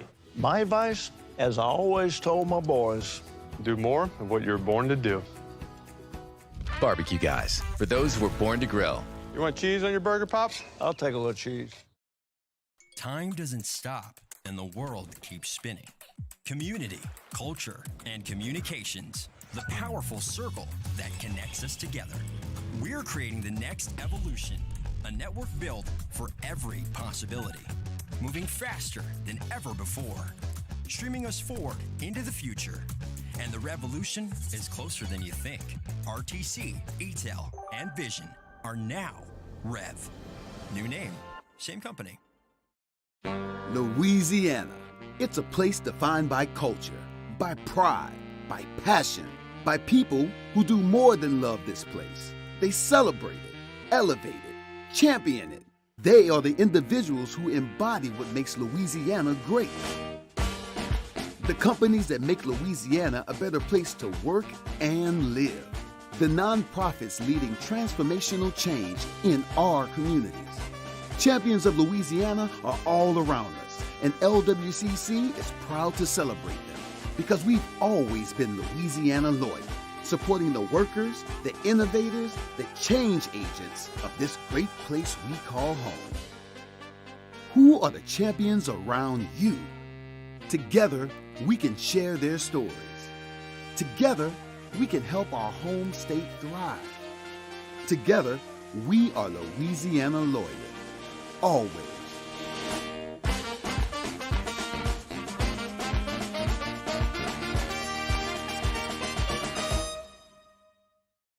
There's nothing better than tailgating, but it can be a lot of work.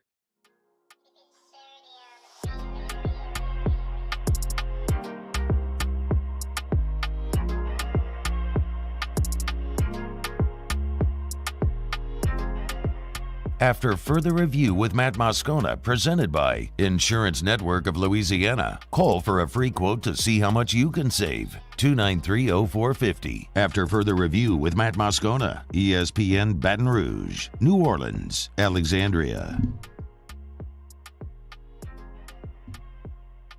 CBS Sports tweeted out this graphic. Taysom Hill. How about Taysom Hill? The first player since the merger, back in 1966, the AFL-NFL merger. First player since the merger. The only player to have 10 touchdowns as a passer, receiver, and a runner. So 10 touchdowns passing, rushing, and receiving. Only player since the merger. Shout out to Jeff Hawk. Hat tip sent that stat to me, and I was like, man, I had to go fact check because my first inclination was, and Cordell Stewart had to have done that because Cordell Stewart, when he came out of Colorado, of course, Cordell, from New Orleans, who went to played at John Ehret, then went to Colorado, and then was with the Pittsburgh Steelers and got the nickname Slash because he would play some quarterback, some receiver, some running back. He did it all, and Stewart had a really good career. Played. Let's see, 8 years in Pittsburgh, 2 in Baltimore, and 1 with the Bears. So he was in the league for 11 years. Cordell Stewart finished his career with 77 passing touchdowns. He finished with 38 rushing touchdowns and 5 receiving touchdowns. So Cordell Stewart was close, and he certainly had more passing and rushing touchdowns than Taysom Hill. The other one, obviously, was that I thought was Hines Ward, because Hines Ward filled a similar role in Pittsburgh there, that sort of slash role, and Ward played some quarterback at the University of Georgia, but primarily, of course, was a receiver in the NFL. But you had, he was a Hall of Fame caliber receiver with, let's see, he had 85 receiving touchdowns. He had, let's see, is that right? Just 1 rushing touchdown in his career for Hines Ward. That seems, hey, what'd you say? I did not say anything. And then none passing. Okay. I thought, I would have sworn Hines Ward would have had a higher number there, but Cordell Stewart, I think, would have been the closer. But I think it's another illustration for Taysom Hill of just how great a football player he is. And I think, look, Taysom wants to be a quarterback, and I can certainly respect that. That ship has sailed. 32 NFL teams have essentially told him, you're not going to be a quarterback in this league. But he has become a millionaire many times over because of his willingness to do the things that the Saints have paid him a lot of money to do, which is run and catch and block and sometimes throw and all that sort of stuff. And the other thing that is just very obvious is the Saints are a better football team when Taysom Hill is more involved in the offense. That sounds very rudimentary and obvious to say, but go look at the game logs for Taysom Hill this year and the Saints' success. Saints, week 1, beat the Falcons. Taysom Hill ran it 4 times for 81 yards and a score. He caught a pass for 2 yards. When you look at the loss to Tampa, 3 rushes for 14 yards. The loss to Minnesota, 5 for 21. Oh, they beat Seattle, scored 39 points, 9 carries, 112 yards, 3 touchdowns. Oh, is that good? They lost to Cincinnati, 5 carries for 39 yards. Lost to Arizona, 3 for 9 yards. Oh, they shut out the Raiders 24-0. 10 carries, 61 yards for Taysom. Also had a catch in the game. Lost to Baltimore, 1 carry, 6 yards. Lost to Pittsburgh, 3 carries, 1 yard. They beat the Rams, 9 carries, 52 yards. Also caught a pass. Oh, they got shut out by San Fran, 6 carries, 13 yards. Lost to Tampa, 3 carries, 10 yards. And then this past weekend, he had the 68-yard touchdown pass, carried it 7 times for 30 yards. When you get Taysom Hill more involved in the offense, look at the wins. Just look at the games the Saints have won this year. And then look at Taysom Hill's stats. It is jarring how much better they are. Like, it's just very noticeable. When Taysom has a good game, when he is involved offensively and is productive offensively, the Saints win. When he isn't, they don't. It's really been that simple. I'm not telling you he's the franchise. He'll never be. But you have got to find ways to get that dude more involved. It's stunning that Pete Carmichael hasn't done that more often this year.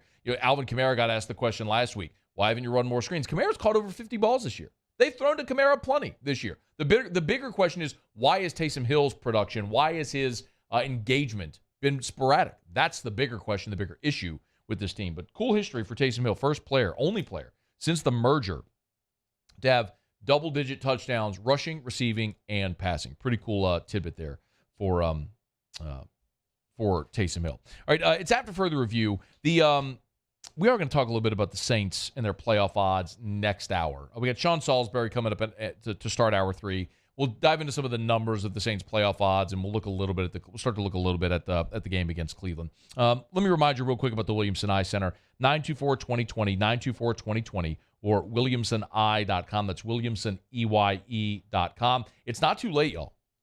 Christmas is Sunday, so of course Christmas Eve. Santa's coming on Saturday night into Sunday morning. But if you don't want to wait for Santa to give the gift of LASIK, you can do it. You can give the gift of LASIK, the gift of eyesight, to someone on your list. You can get a gift card from the Williamson Eye Center. Get a gift card for LASIK or whatever refractive procedure is what you're looking for. Maybe you had LASIK, your eyes continue to age. Maybe PRK is perfect. Maybe it's the lens replacement. That's what my dad had. My dad had RK back in the early 90s. And was a perfect candidate for the lens replacement. Now doesn't have to wear his glasses anymore. He just turned 69 years old last week and is seeing better than ever. Call 924-2020, 924-2020, or go to williamsoni.com. Do what I did, do what my dad did, do what Hester did, do what tons of professional athletes like Devin White and Kayla Von Chasson have done. They've trusted their eyes to Dr. Blake Williamson at the Williamson Eye Center. 924-2020 or williamsoni.com. You probably saw this today, or if you didn't, Drew Pine played quarterback at Notre Dame this year. He entered the transfer portal, started 10 games. He did not start the season as the Notre Dame starting quarterback, but he took over, started 10 games. They went 8-2 with him under center, and he was one of the most productive quarterbacks in the country this year. He was actually number 20 nationally in individual quarterback efficiency for the regular season. Had 22 touchdown passes, completed 65% of his balls, was 4-1 against the top 25. Notre Dame had they struggled out the gate, as we know. They lost to Marshall, they lost to Ohio State. They made the quarterback change, and Drew Pine's success was a big part of them turning their season around. Well, Pine entered the transfer portal, and now he's committed to Arizona. He made that known today. When Pine entered the portal earlier in the offseason, when the portal window opened, I had mentioned him as a possibility at LSU because, of course, he signed at Notre Dame with Brian Kelly. And so it was recruited by Kelly and ended up there because of Brian Kelly. It would have made sort of a natural fit for him to have ended up with Brian Kelly in Baton Rouge. And a lot of you push back on that, and I understand because I think there's multiple. And by the way, I don't think that there's necessarily right or wrong. I'm not saying that you're definitively wrong or I'm definitively right or wrong. I think there's just different approaches in how you can handle a quarterback situation. And I think, though, if you're Brian Kelly, you've got to consider all possible scenarios. For example, if Jaden Daniels comes back, great. You don't need a quarterback. You return Daniels, Nussmeier, Howard. You got Ricky Collins coming in. You got 4. You're great. What if Jaden Daniels comes back and Garrett Nussmeier leaves? And then you've got Daniels, Howard, and then a freshman in Collins. Are you good with just 3? What if you have those 3 and then you go through spring and then Walker leaves? I'm just hypothetically, right? You have to consider these. What if Jaden Daniels goes pro? And then you've got Nussmeier and Howard battling out in the spring, and then whoever doesn't win the job leaves. And then you're down to whoever wins that job and Ricky Collins, a freshman. Well, now you're in a bind. I guess my point is, what if a quarterback leaves in fall camp? We saw this in 2018.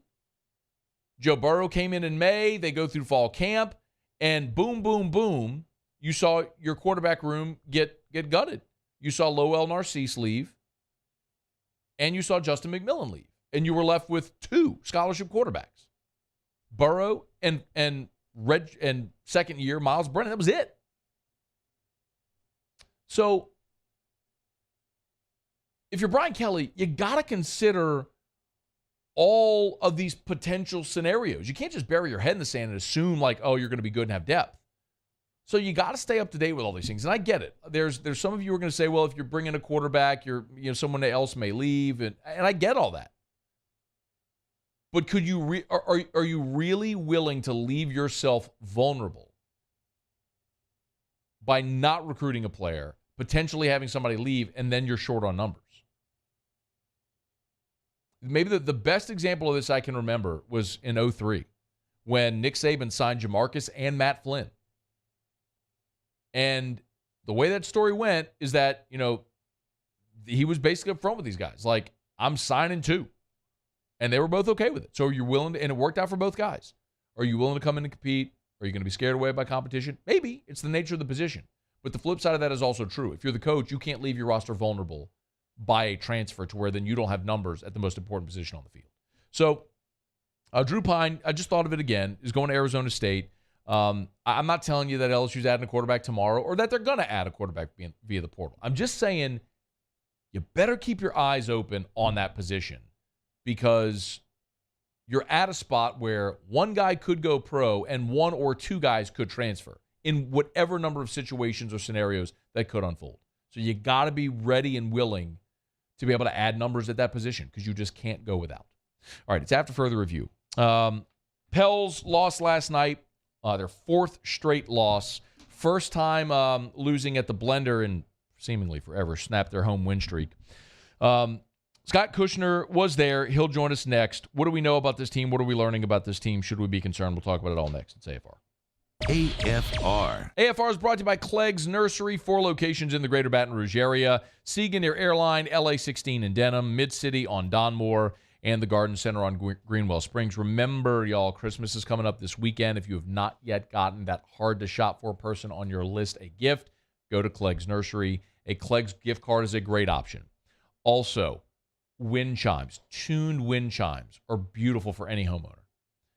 Bird feeders, hummingbird feeders. They've got citrus trees, camellias. Of course, gift cards are always a perfect gift for the gardener on your list or the do-it-yourselfer. Remember, Clegg's, largest garden center in the state, but also partner with True Value Hardware Store. So anything you'd find at a True Value Hardware Store, you'll also find at Clegg's Nursery. I know it's going to be cold this weekend, y'all, but it's a great time for planting, great time to accent your winter landscape with a beautiful camellia from Clegg's Nursery.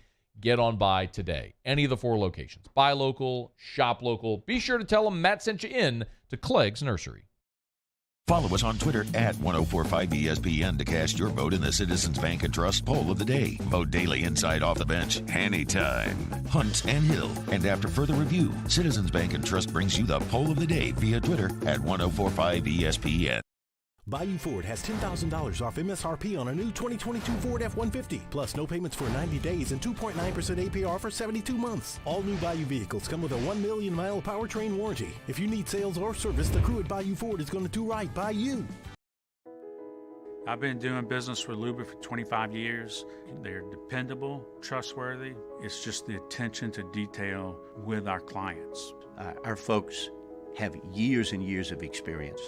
They're highly trained professionals, but many companies have that asset.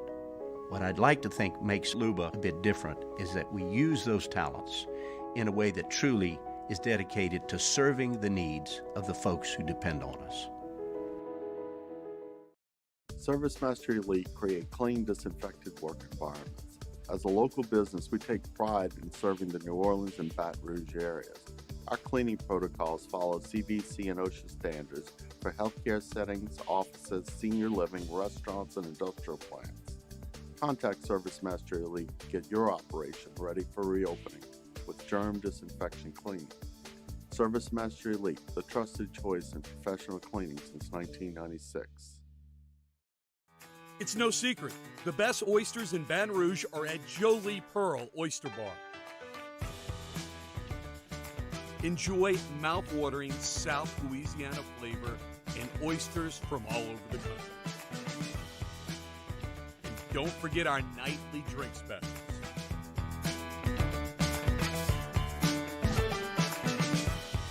Jolie Pearl Oyster Bar, located in downtown Baton Rouge.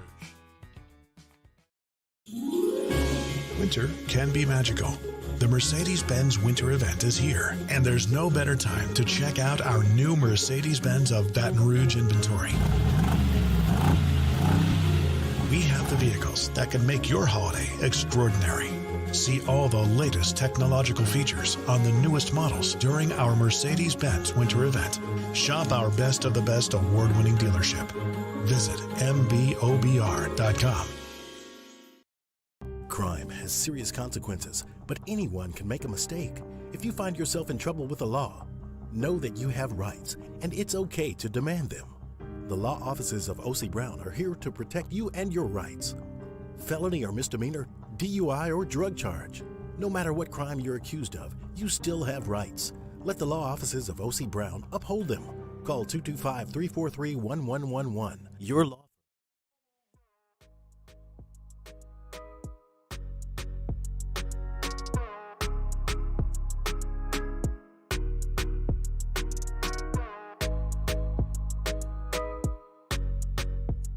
After further review with Matt Moscona, presented by Insurance Network of Louisiana. Call for a free quote to see how much you can save. 293-0450. After further review with Matt Moscona, ESPN Baton Rouge, New Orleans, Alexandria. I told the guys that I love our energy, our fight, our effort. We just have to sustain it for 48 minutes. The moment we decided to pick it up in the fourth quarter, we're right back in the game. I didn't think we did it, or we sustained it for 48 minutes, and that's a good team. So you have to do it throughout the course of the game.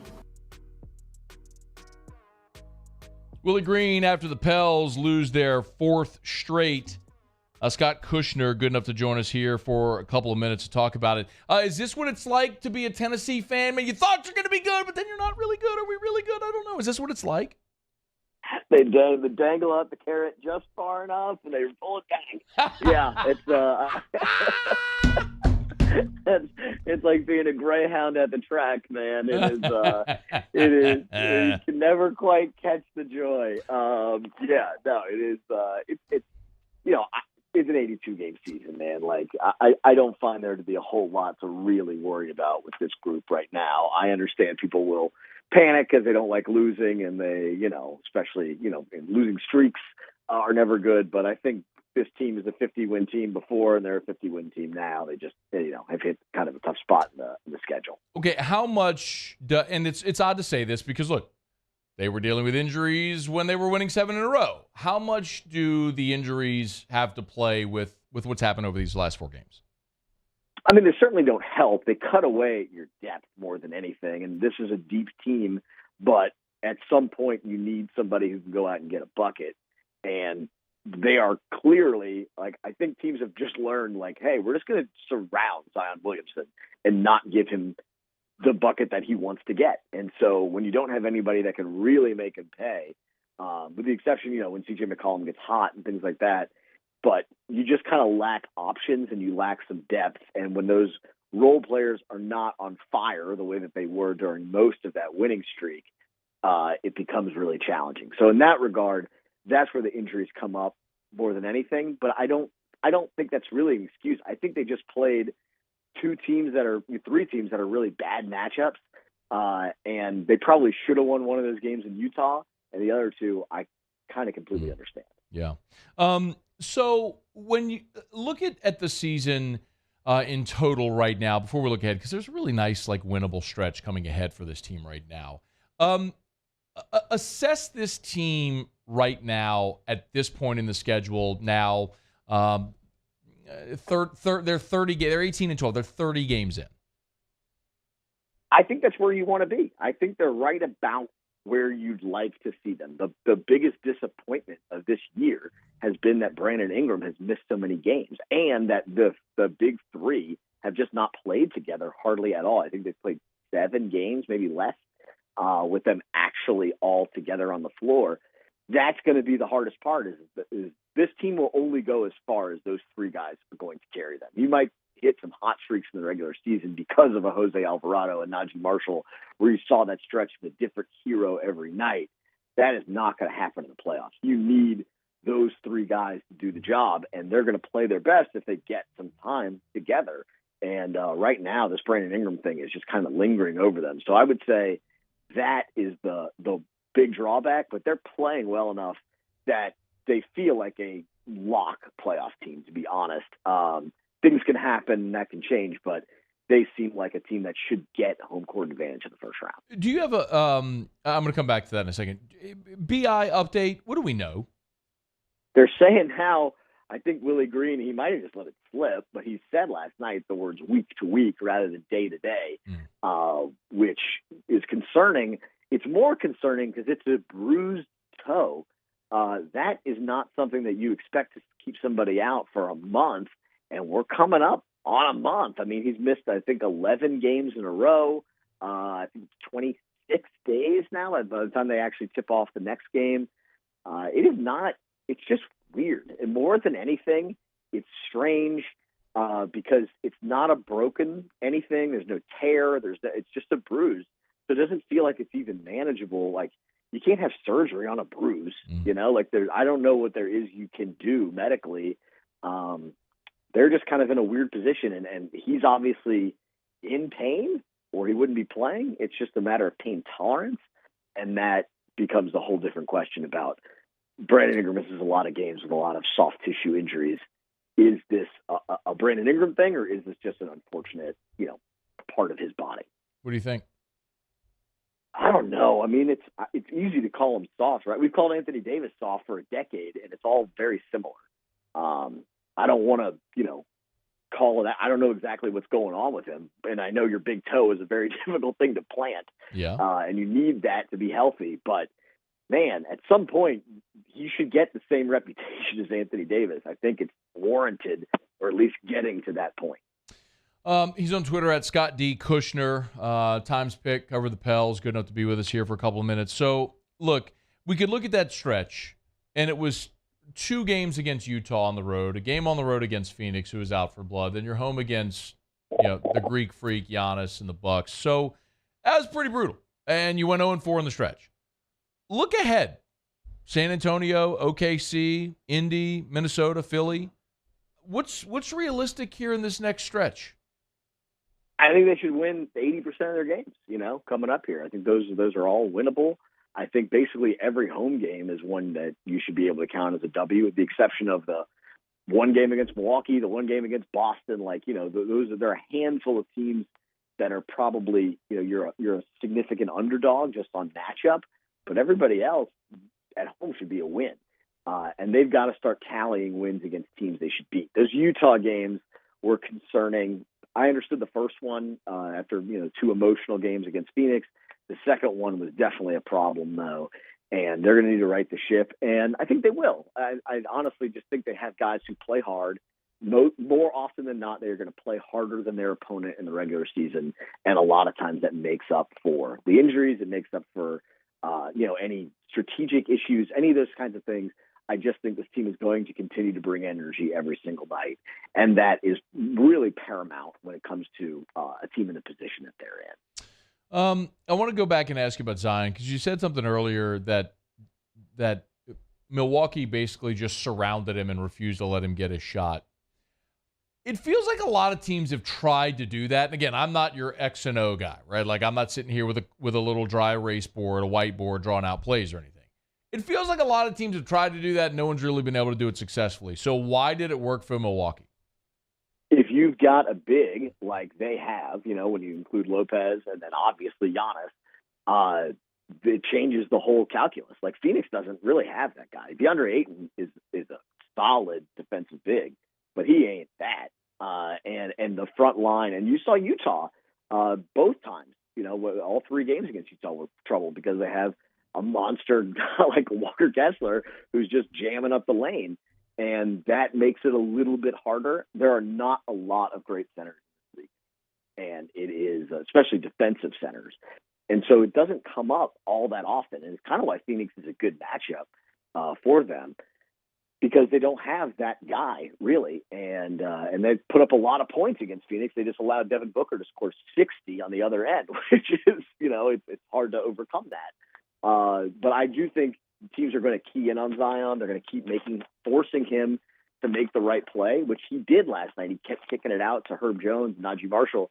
They just missed their shots. And at some point, the Pelicans are either going to need to get more contribution from those guys from the perimeter, or including CJ McCollum, or they're going to have to go make a trade and upgrade their shooters, because so much of this season is now predicated on the fact that 3 guys are guarding Zion every time he reaches the free throw line. And he's not going to shoot. They know he's not going to shoot from anywhere except for at the rim. He can get there most of the time. But when there's 3 guys there, it becomes a game of like, yeah, if there's someone open, just pass it to him, because that's a much better shot than him going against 3 guys at the rim. So what you're saying is shooters matter in the NBA.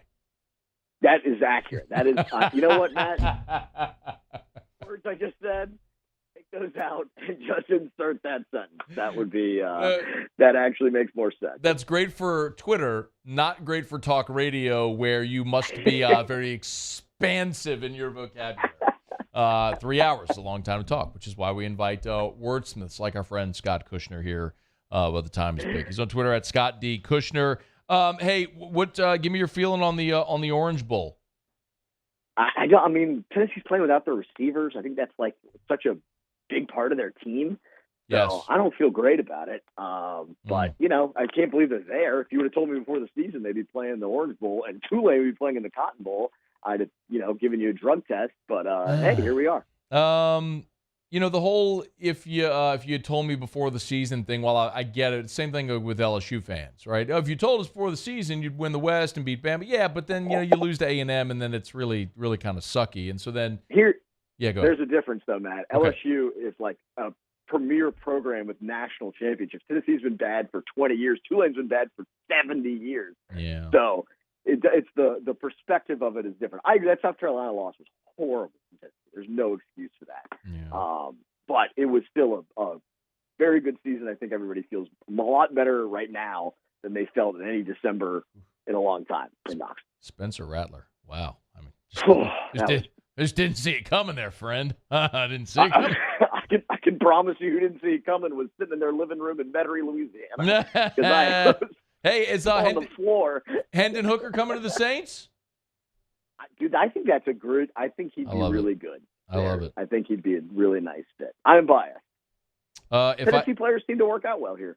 If I had a Heisman vote, he would have been my Heisman winner. And I think that most voters are chicken bleep, and they just exist in an echo chamber and vote how they think everyone else is going to vote, or how they think because everyone wants to vote for the person that wins or whatever, instead of actually voting for who was the best player. But don't get me on. Well, you would think he gave up 62 points. Right. Like he didn't do anything. I know. Yeah, they scored enough to win that game. And he got hurt. All right, Scott Kushner, we always appreciate it, man. Look, I'm looking forward to talking some Tennessee baseball with you in the springtime as well. It's going to be a lot of fun. That's going to be a great series. I'm really looking forward to that. LSU by a million. Thanks, Scott. We'll see you. Take care. Be well. All right, we'll see you. Merry Christmas. All right, Merry Christmas to you as well. All right, it's after further review. Muslov Tigers and the Pros next. Stay here. AFR. Brought to you by Gordon McKernan Injury Attorneys. Get Gordon and get it done. And listen up, because I can confirm I did hear a Get Gordon Christmas jingle a few breaks ago. Apparently there was some tale to be told about Santa getting in a wreck, but he got Gordon and got it done. So even the big guy in red has got Gordon. Get Gordon and get it done. Of course, been loving telling you about how Gordon Gives, the charitable arm of Gordon McKernan Injury Attorneys, has done so much for our communities. Of course, the 500 bike giveaway is awesome. If you're not following them on social media, they videoed a lot of the phone calls to some of the families that are getting a bike, and it warms your heart, man, this time of year especially. And Kim Mulkey, the latest member of the G team. Gordon has been the Gord father of NIL that's done so many deals with LSU athletes, but not just LSU, athletes from universities all over the state. So you know what to do. If you've been injured, it's not your fault. Get Gordon and get it done. Go to getgordon.com. That's getgordon.com. There it is, the extra mile, on the border of expected and extraordinary, for those willing to go further, like vans customized for work or play, with safety and tech to keep you connected. Supported by a 5-star sales, service, and finance team. And backed by the 1-star you know. So go the extra mile. It's never crowded, because so few have what it takes to go there. Mercedes-Benz Vans. I've been doing business with Luba for 25 years. They're dependable, trustworthy. It's just the attention to detail with our clients. Our folks have years and years of experience. They're highly trained professionals, but many companies have that asset. What I'd like to think makes Luba a bit different is that we use those talents in a way that truly is dedicated to serving the needs of the folks who depend on us.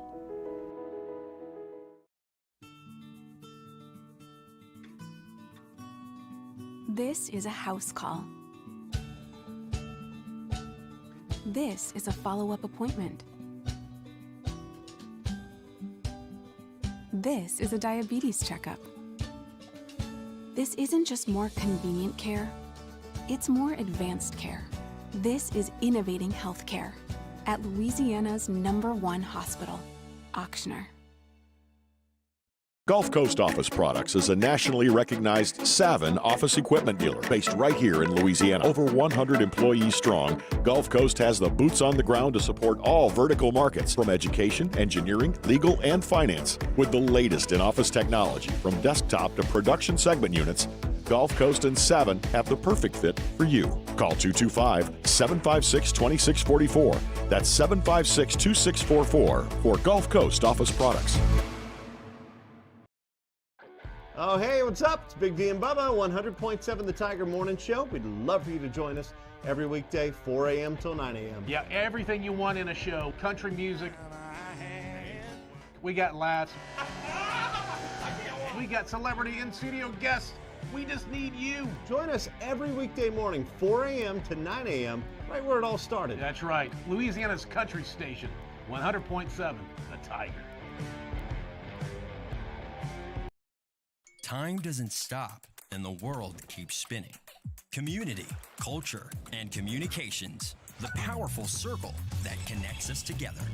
We're creating the next evolution, a network built for every possibility, moving faster than ever before, streaming us forward into the future. And the revolution is closer than you think. RTC, ETEL, and Vision are now.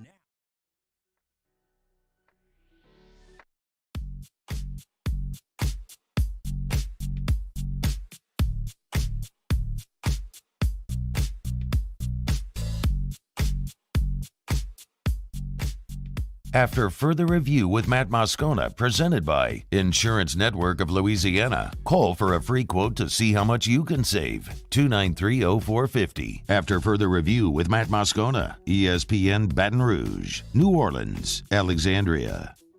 A little bit of breaking news from the NFL today with the New Orleans Saints. Field Yates tweeting just a bit ago that the Saints have placed starting guard Cesar Ruiz on injured reserve. Saints did put out a projected injury report today. Of course, they didn't practice, but because they have a Saturday game, the injury report that would normally come out on a Wednesday came out today on a Tuesday, the projected injury report. And Cesar Ruiz was listed as would not have practiced today because of a foot injury. But Kat Terrell noted it was unexpected. Cesar Ruiz played every snap on Sunday against Atlanta. So he apparently, however, suffered an injury in that game to his foot, which will cost him the remainder of his season. Of course, going on IR, even if you're designated to return from IR, with only 3 games remaining, he's going to miss the rest of the season. So Cesar Ruiz's season is over. Ruiz was listed as would not have practiced. Chris Olave, a hamstring injury. Dwayne Washington with an illness, and Pete Werner listed with a hamstring injury, not the injury that had kept him out for bulk of the season. So the Saints will have a little shuffle there on the offensive line here with 3 games to go as Cesar Ruiz, his season is over. All right, Muso, Tigers in the Pros. Tigers in the Pros. They still bleed purple and gold. They're just really rich now. Presented by Lee Michaels Fine Jewelry. Lee Michaels Fine Jewelry, where Baton Rouge gets engaged. The Cleveland Browns today, they announced center Ethan Posick has been designated to return from injured reserve ahead of the game against the New Orleans Saints. Posick went down with a knee injury during Cleveland's Week 11 loss to the Bills in Detroit, when that game was moved because of snow. He started the first 10 games of the season for the club, moved to center in training camp after Nick Harris tore his ACL. So 21 days to activate Posick to the 53-man roster. Naz Reid last night got the start for the Minnesota Timberwolves.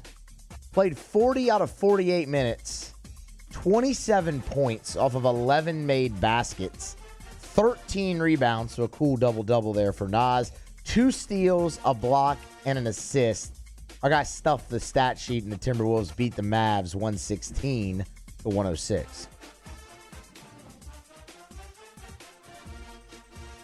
Should have stayed. Should have gone. No, one over the other. Should have stayed. Should have stayed. Tari Eason, 24 minutes off the bench last night for the Rockets. Three out of 5 from the floor for 11 points. Filled it up from the free throw line as well. 4 rebounds and 1 steal for Naz. And we wrap it up with Trendon Watford last night off the bench for Portland. 14 minutes, 1 of 3 from the field, 3 points total. Poured in 1 from the free throw line as well. 2 boards and 4 assists for Trendon Watford. The Thunder beat the Blazers 123-121. Ouch. That's Tigers in the Pros. Presented by Lee Michaels Fine Jewelry. Tick. Sunday, Christmas Day. Gentlemen, have you taken care of the lady on your list? A gift in the red box from Lee Michaels Fine Jewelry is always sure to thrill her. And if you were thinking of popping the question, get on by Lee Michaels. The best selection of diamond rings, the best quality diamonds at the best price, and you always get the Lee Michaels experience. It's Lee Michaels Fine Jewelry, lmfj.com. That's lmfj.com for Lee Michaels Fine Jewelry. All right, it's after further review. Sean Salisbury is going to join us coming up after the top of the hour. We did miss Sean last week. If you recall, it was on Tuesday that we found out that Mike Leach passed. And Sean and Mike Leach were very close. Sean left his show in Houston when he got the word and did no media last week. So we're excited to have Sean back. We'll certainly ask him about Coach Leach's passing. But we also got some other stuff I want to talk about. I want to talk about, with Sean, what the future of the quarterback position in New Orleans looks like. With that long list of free agents we discussed yesterday, is a guy like Teddy Bridgewater maybe a best option for New Orleans? We're going to delve into some of that with Sean Salisbury coming up right after the top of the hour. Of course, you miss anything AFR On Demand presented by Breck Golf. Book your tee time at golf.breck.org, golf.breck.org. Shea Dixon was here in hour number 1 giving you a primer for National Signing Day, which is tomorrow. So if you missed any of that, make sure you catch it on demand at 1045ESPN.com or the AFR YouTube channel. All right, Sean Salisbury coming up right after SportsCenter. AFR.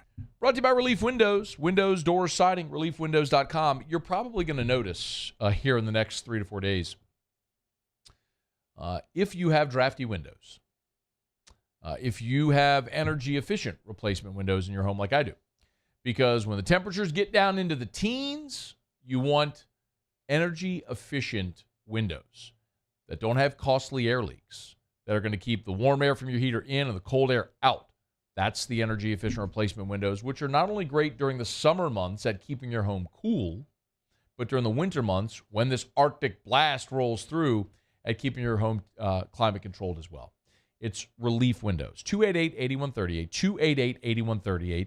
Maybe you're off of work this week. You can always go by and see them at the showroom. Monday to Friday, 9 to 5. They always have an associate on hand ready to help you out. It's Relief Windows. Energy-efficient replacement windows, beautiful entry doors, hardy plank and vinyl siding. It's Relief Windows or online, reliefwindows.com. I've been doing business with Luba for 25 years.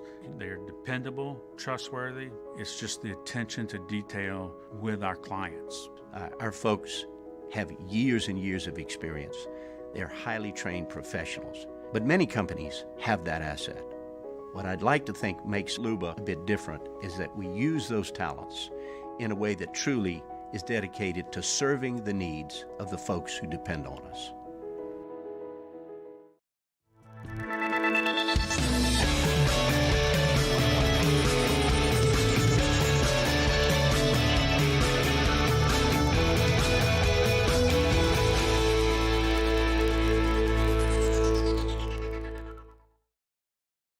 I'm Sylvia Witherspoon in the WBRZ studios with a look at what we are working on for News 2 this evening. The Christmas cold is on the way. Dr. Josh has a close look at your forecast, and our news team will have some advice if you're planning to drive to see friends and family. Meanwhile, a Grinch keeps hitting a snowball stand.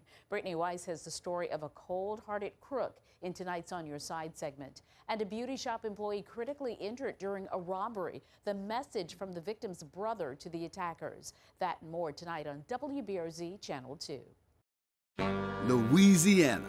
It's a place defined by culture, by pride, by passion, by people who do more than love this place. They celebrate it, elevate it, champion it. They are the individuals who embody what makes Louisiana great. The companies that make Louisiana a better place to work and live. The nonprofits leading transformational change in our communities. Champions of Louisiana are all around us, and LWCC is proud to celebrate them because we've always been Louisiana loyal, supporting the workers, the innovators, the change agents of this great place we call home. Who are the champions around you? Together, we can share their stories. Together, we can help our home state thrive. Together, we are Louisiana loyal. Always.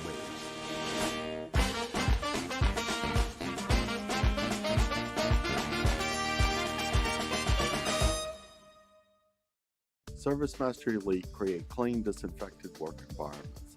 As a local business, we take pride in serving the New Orleans and Baton Rouge areas.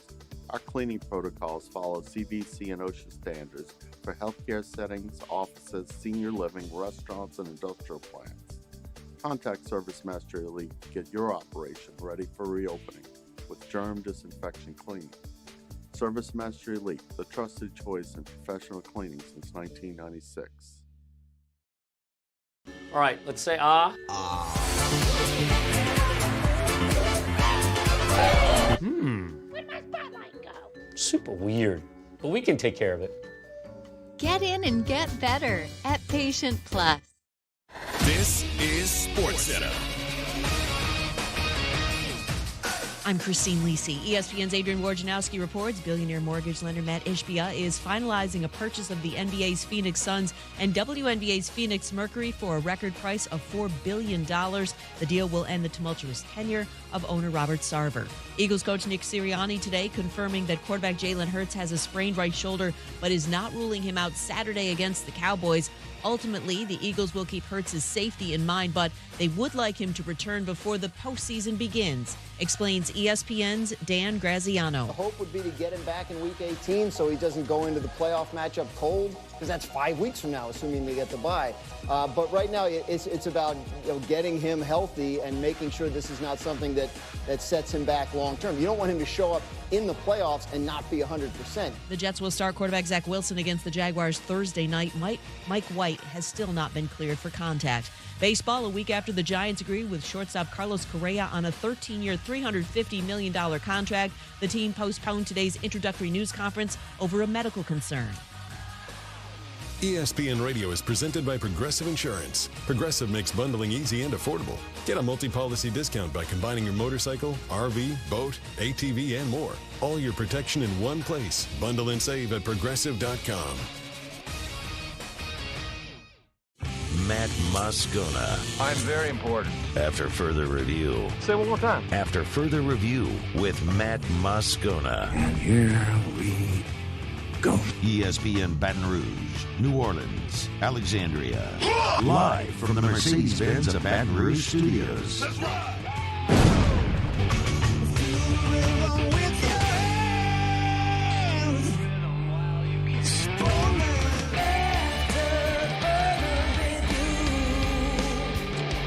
Hour 3, off we go. Welcome aboard. Glad you're with us. It's AFR, presented by Insurance Network of Louisiana. I'm Matt. This is Shaq O'Neal, and I hate Matt. Paul O'Neal. They're chanting Paul O'Neal's name. Yusu. And Mr. Toby Tomplake.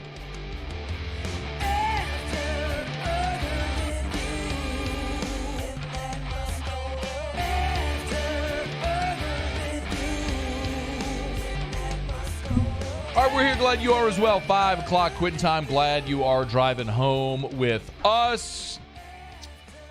Missed Sean Salisbury last week, but thrilled to have him rejoining us today on this Tuesday. Sean, it's a pleasure as always, man. How are you? I'm doing really well, man. It's good to be back on. Thank you. Well, we appreciate it, man. I know we texted a little bit, but you've mentioned many times on the show your relationship with Mike Leach, how close friends you were. So I wanted to express our condolences now that we're talking. But, man, would you like to express anything about Mike Leach for those that didn't know him the way you did? Yeah, well, and I appreciate you asking. Mike, for my family, was family. And he and my brother have been very, very dear and the closest of friends for years. They went to school together in rugby. Same rugby team and at BYU, and Mike's a Pepperdine Law guy, and I've known him for 2.5 decades, and we've had some great conversations about football, and a lot of our conversations have been about other things. And everybody knows him as the funny guy with the great one-liners and how he is in post-game press conferences and on the field when he's interviewed. But he was a really compassionate guy. He cared.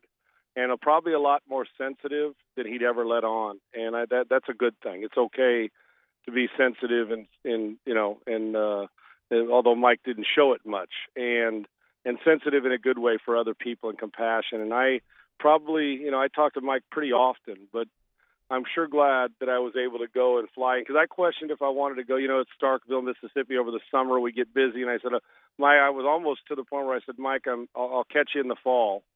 But I did when I went and visited him this summer, and we sat down and had laughs and talked football and talked life and talked old memories at the golf tournament and just had a great time. And 2 of his kids showed up as well. It was pretty special and had no idea it was going to end up like this. But, yeah, I'm still struggling with this because I'll share a real quick story, Maddie. When my father died, and I lost my mother a year ago this past summer, when my father died, my older brother, who is Mike's dearest friend, and like I said, Mike and I have been close for a long time. My brother knew him first. My brother stood up at my dad's funeral and addressed it, and my dad was always our hero. And he said, I've never been more grateful for a terminal illness in my life, as he addressed the people, the congregation that were at my dad's funeral. And I didn't know what he was going to say when he went up there, and I hesitated for a second. Said, I don't know, what does he mean? And then my brother hit it, and he said, we got a chance to say goodbye to my dad. And knowing he was going to pass away with stage 4 mesothelioma lung cancer, we spent the next 9 months, we always told him we loved him, but doing everything we could to treasure every moment, share every story. But we got a chance to say goodbye. Not everybody gets a chance to say goodbye to a loved one, a family member, a dad, a mom, a husband, a wife, whatever it is. And Mike, it happened so quickly. Family members of his didn't get to say goodbye. And I'm grateful I got to spend time. So while nobody likes anybody to lose anybody, terminal illness when it came to my father was a chance for us to make sure we didn't screw up lost time if there was any, even though we were close with our parents. And my brother made a great point, and we talked about it the other day after we had heard about Mike, and they talked all the time, and I was great, told him how grateful I was I got to see Mike this summer, and we reverted back to how fortunate we were in an unfortunate situation to share some valuable time with my father, and I'll never forget that. So the last thing I told my brother, and I said it on my show, is we spend so much time, Matt, and when people like this that impact other people in college football and just life, everybody seemed to want to hear what Mike had to say. And he's a brilliant man, but extremely compassionate. As I said, we always tell everybody how we feel and how great they are after they're gone. And I'm making a concentrated effort. I've tried to in the past, but I know I can get better at letting people know how important they are to us when they're alive. My dad was dying, and 4 or 5 days before he died, I told my family, I said, let's throw him a party. It was inevitable. And my dad was he was in a wheelchair, but he was still aware and knew who was there and could get through it. But he was in hospice. And we threw a party for all his family and all the friends and my high school and college buddies that loved him. My dad got to say goodbye to him. Now that's tough with your dad, but my dad was as tough and old school as 100-year-old leather, and he got to say bye to his sister and all those things that mattered to him.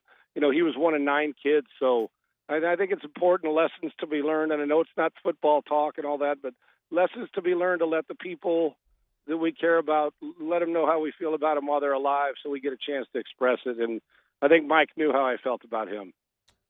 I mean, that's beautifully said and so much more important than anything we would have talked about with relation to playoff races or free agency or anything like that. So, well said. Thanks for letting me share that. He meant a lot to me. He meant a lot to me. Sean, I did want to ask one more though, and it is one thing that I made sure that I emphasized last week was, look, we all love the quirks and the one-liners, and I mean those will live on forever, right? I mean we have YouTube and Twitter and everything, right. All those funny things, they're recorded forever, so generations will know Mike Leach for that. But I was very, very aware to point out the way Mike Leach really transformed the game because of how he took that air raid with Hal Mumme and how many things have branched off from it and the other coaches that have been part of history that are so sort of transformational. Now, if I asked you, and it's hard to do right now, but if I asked you what is Mike Leach's legacy for the game of football on the field, like how do you start to describe that?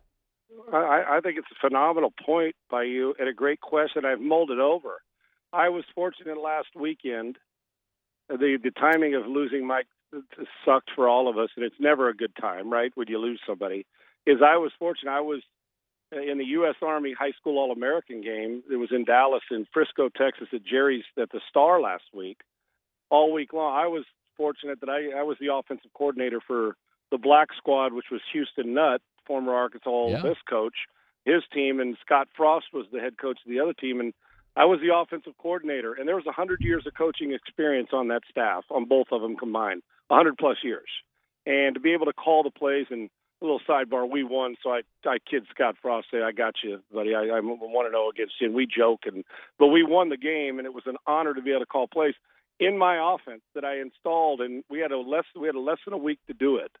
So the week before, I started putting stuff in, and one of my plays was the shallow cross and mesh route was devoted to Leach, and we probably called it 4 or 5 times in the game. But the entire offense I installed, at least 85% of it, was the foundation of what he does. I grew up in different offenses, the West Coast and the vertical passing game, and a lot of what the Redskins with the counter trade did, and the 3-digit system with Norv Turner. So I've seen a lot. But the majority of what we did in our offense, and it's not just a dedication to Mike, but just how quickly we were able to install it. You see Mike with that thing in the palm of his hand, one small paper, when everybody's got a big old laminated sheet, and that's how Mike's always done it. You see Dana do the same thing now. Look at Lincoln Riley doing the same thing. His tree of, and what Hal Mumme and him did together, and then at Kentucky, look where Mike's gone and the coaches he has, when they were at Texas Tech and Lincoln was with him, and then they leave, and Dana, he was Dana's mentor. I mean, it's incredible if you put up a 6 degrees of separation in college football and into the NFL, Cliff Kingsbury, these guys, the list is like a scroll. And so the offense we put in to be able to operate it quickly, to be able to be efficient in a week when you only get 3 practices with these All-American kids, and they're really good. Mike Leach's offense was the focus of what we did. That was the base of what we did in winning it. So a lot of the stuff that the Leaches and those guys are doing with some other stuff of getting under center, but Mike's foundation and the offense, the foundation of his offense is going to permeate. It's changed high school football. Hell, in Texas, when I was growing up, they didn't throw the ball 15 times. They ran the wishbone. You know this, Matty. I mean, it was all – and now in Summer League, trying to get a kid under center to run a triple option or the wishbone. in Texas, Matt, you know how many snaps we took under center in this All-Star game? Not one. Yeah, none. Not one. And a lot of that's Leach, that you can operate the run game, which we did. Our running back was the MVP of the game. So all these things, Mike Leach's impact is to college football offenses what Lawrence Taylor was to outside linebackers, what Randy Moss was to wide receivers in the NFL. Mike Leach's offense with Hal Mumme, but Mike's extended it, is that impactful. Everybody has some sort of it, NFL and college, in their offense now. Yeah. Well said. Sean Salisbury's with us. Sean, I'm going to take a quick break, come back, and I do want to jump into some of the NFL playoff races, some of the wacky things we saw this past weekend, and a question about what free agent might best suit the New Orleans Saints this offseason, because it's pretty clear they're going to be looking for a new quarterback. Brought to you by HUDCO Roofing, HUDCORoofing.com. Tell you every day, do business with someone you know.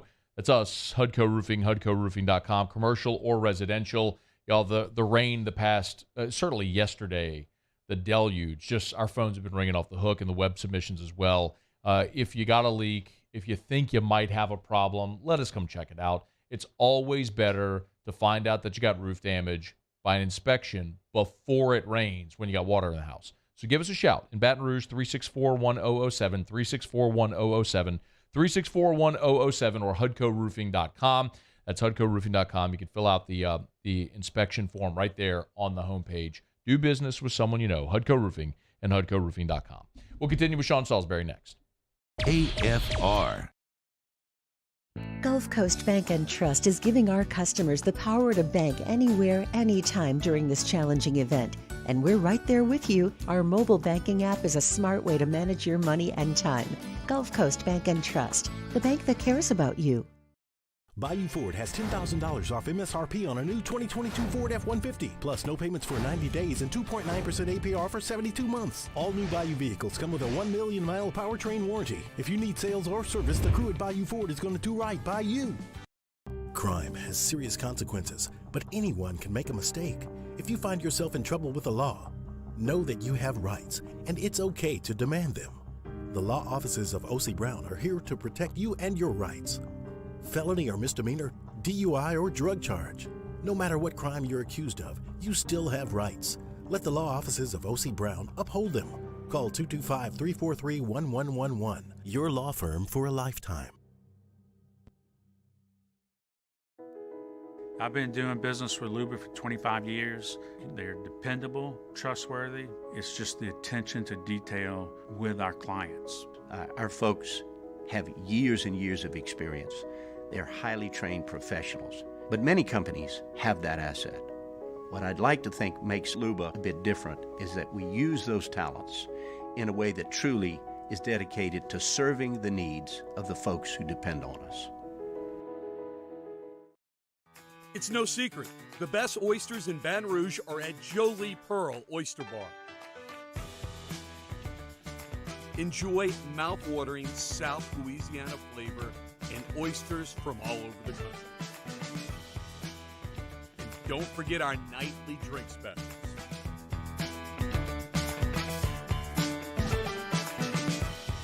Jolie Pearl Oyster Bar, located in downtown Baton Rouge. Eli's always been into grilling. It took us a while to see it, but the signs were there. What are you doing, Eli? I knew grilling was my thing. I have been talking about it throughout my career. Happy with the results? I am. Got the new grill from barbecueguys.com. It performed great. My advice, as I always told my boys, do more of what you're born to do. Barbecue Guys, for those who were born to grill. You want cheese on your burger, Pops? I'll take a little cheese. There it is, the extra mile, on the border of expected and extraordinary, for those willing to go further, like vans customized for work or play, with safety and tech to keep you connected, supported by a 5-star sales, service, and finance team, and backed by the 1-star you know. So go the extra mile. It's never crowded, because so few have what it takes to go there. Mercedes-Benz Vans.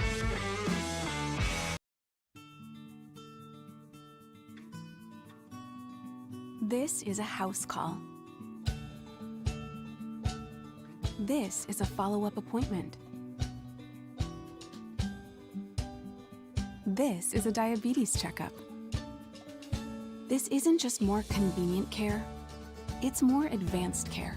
This is innovating healthcare at Louisiana's #1 hospital, Kushner. Gulf Coast Office Products is a nationally recognized Savin office equipment dealer based right here in Louisiana. Over 100 employees strong, Gulf Coast has the boots on the ground to support all vertical markets, from education, engineering, legal, and finance. With the latest in office technology, from desktop to production segment units, Gulf Coast and Savin have the perfect fit for you. Call 225-756-2644. That's 7.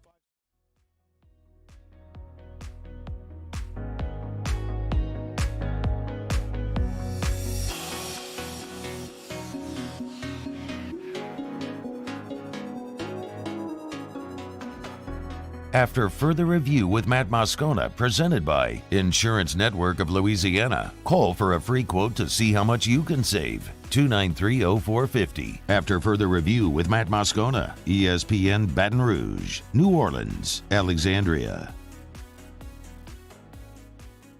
We continue with Sean Salisbury. He's on Twitter at Sean Unfiltered, and good enough to hang out with us here on Tuesday's Talk Little Ball. Sean, we were having this conversation yesterday. The Saints beat the Falcons, but it's pretty clear the hill they have to climb to make the playoffs is far too steep, and it's certainly unlikely. They're going to cut Jameis Winston, and Andy Dalton's a free agent. Would you, if you were the Saints, would you bring back Dalton, or would you pursue another sort of bridge free agent? Someone, for example, like, no pun intended, Teddy Bridgewater, who has a history with this organization. Right. Now, let me ask you this, and you mentioned it, so I'm assuming when we do – now, their first-round pick's going to who again, Matty? I can't remember. To Philly. Yeah, so to Philly. The best exactly right. The best team in the league is going to get a top 10 pick. Right. Right. Yeah, they've stepped into a pile and come out smelling like a rose all year long, haven't they? Right. I mean, it's been phenomenal for Philadelphia. And I'm going through bridge players to and I'm looking at, I was looking at a list a couple days ago, free agents, and I'm thinking off the top of my head now that, guys like Daniel Jones, Bridgewater, Brady, but I don't think that's going to happen if he wants to. Garoppolo, I think, is going to be a free agent if I'm not mistaken. So I'm going through guys like that. You got Andy Dalton, so you have a bridge. So I'm assuming we're looking for, because I look at this list, and while there's some potential there, you say, well, it could be a 3 to 5 year thing. Who's going to last until we can get our next guy? Not a guy, but that guy. Yeah, if it's obvious, Matty, it's obvious with Andy Dalton, no matter what goes on, they weren't going to pull him out here at the end. He's given the reins this year. We go back and forth. Well, is it going to be Jameson? It's obviously not. So your future is not here. The obvious part of keeping Andy Dalton is if Dennis Allen's the coach, then Andy Dalton, the system, the people, and Pete, they're all there. Now, if you're going to bring a new coach in, listen, Andy Dalton's got a ceiling right now, good player, but you're not going to get to – you're going to be fortunate if you get to January, and if you do get to January, you ain't getting to February unless everything else is perfect, and I have a lot of respect for Andy. I think Bridgewater's underrated. Now, here's an interesting thing. Why not Garoppolo? Just for a second. And he may end up being more than a bridge because you never know what's going to happen. What if this Brock Purdy thing continues to elevate? Okay, let's just think of that for a second. Continues to elevate, and you say, he takes them through, and they're in the playoffs, and they get into mid-January, and he's still playing good with this defense. Now you got a problem. Jimmy comes back as healthy. He was having a good year. You got Jimmy, Trey Lance coming back, and Brock Purdy. You ain't keeping all three. Okay. I don't know how they maneuver it. What if they said we got Purdy under this rookie contract like Trey Lance, but he's a last pick of the draft. Jimmy's here. Let's keep Jimmy and Purdy, and let's use, because we don't have that many assets, how can we use Trey Lance to move him? And would he be worth the first pick? Could you give up some multiple picks that aren't a number one pick, but I think they would ask for a 1 and maybe more. So you don't have that, but would they be willing to do it down the line? Now you get a future, or if you loved him. But as far as the bridge guys go, if it was Garoppolo that was the guy out that he wanted to go start, you're not going to have to pay him $25 million or $30 million. He can be a 2-year bridge guy. You can guarantee him both years. And you may find something that the guy's like, not only is he not just a bridge guy, he can last for us. So of all the names I've gone through, and I know I'm a big Teddy fan. I think, Teddy is, the durability part, but we can ask the same thing about Jimmy. He's been hurt the last couple of years. Yeah. And you start to look around at bridge guys, the Case Keenums that are out there. I think he's one. Now, I'll tell you an interesting name for me. An interesting name. Now, I don't know if you're going to be able to pull it off, but Geno Smith's a free agent, correct? Yep. If it's not just the system and Geno has rediscovered his game, he's not old. He's got some veteran. Why not Geno Smith? If you're going for a guy, Garoppolo and Geno would be the guys of this class of free agency that may be more than just bridge quarterbacks. I don't think I can run what we're doing back unless you want to make Andy the backup and get a cheaper salary from him.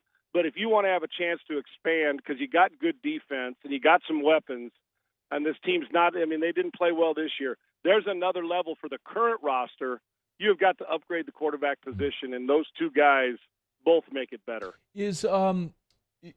So it's interesting you brought up Lance. Another name is Jordan Love. So, exactly. What happens with Aaron Rodgers, Sean? Like, if Rodgers comes back, does Green Bay just keep holding the line with Jordan Love?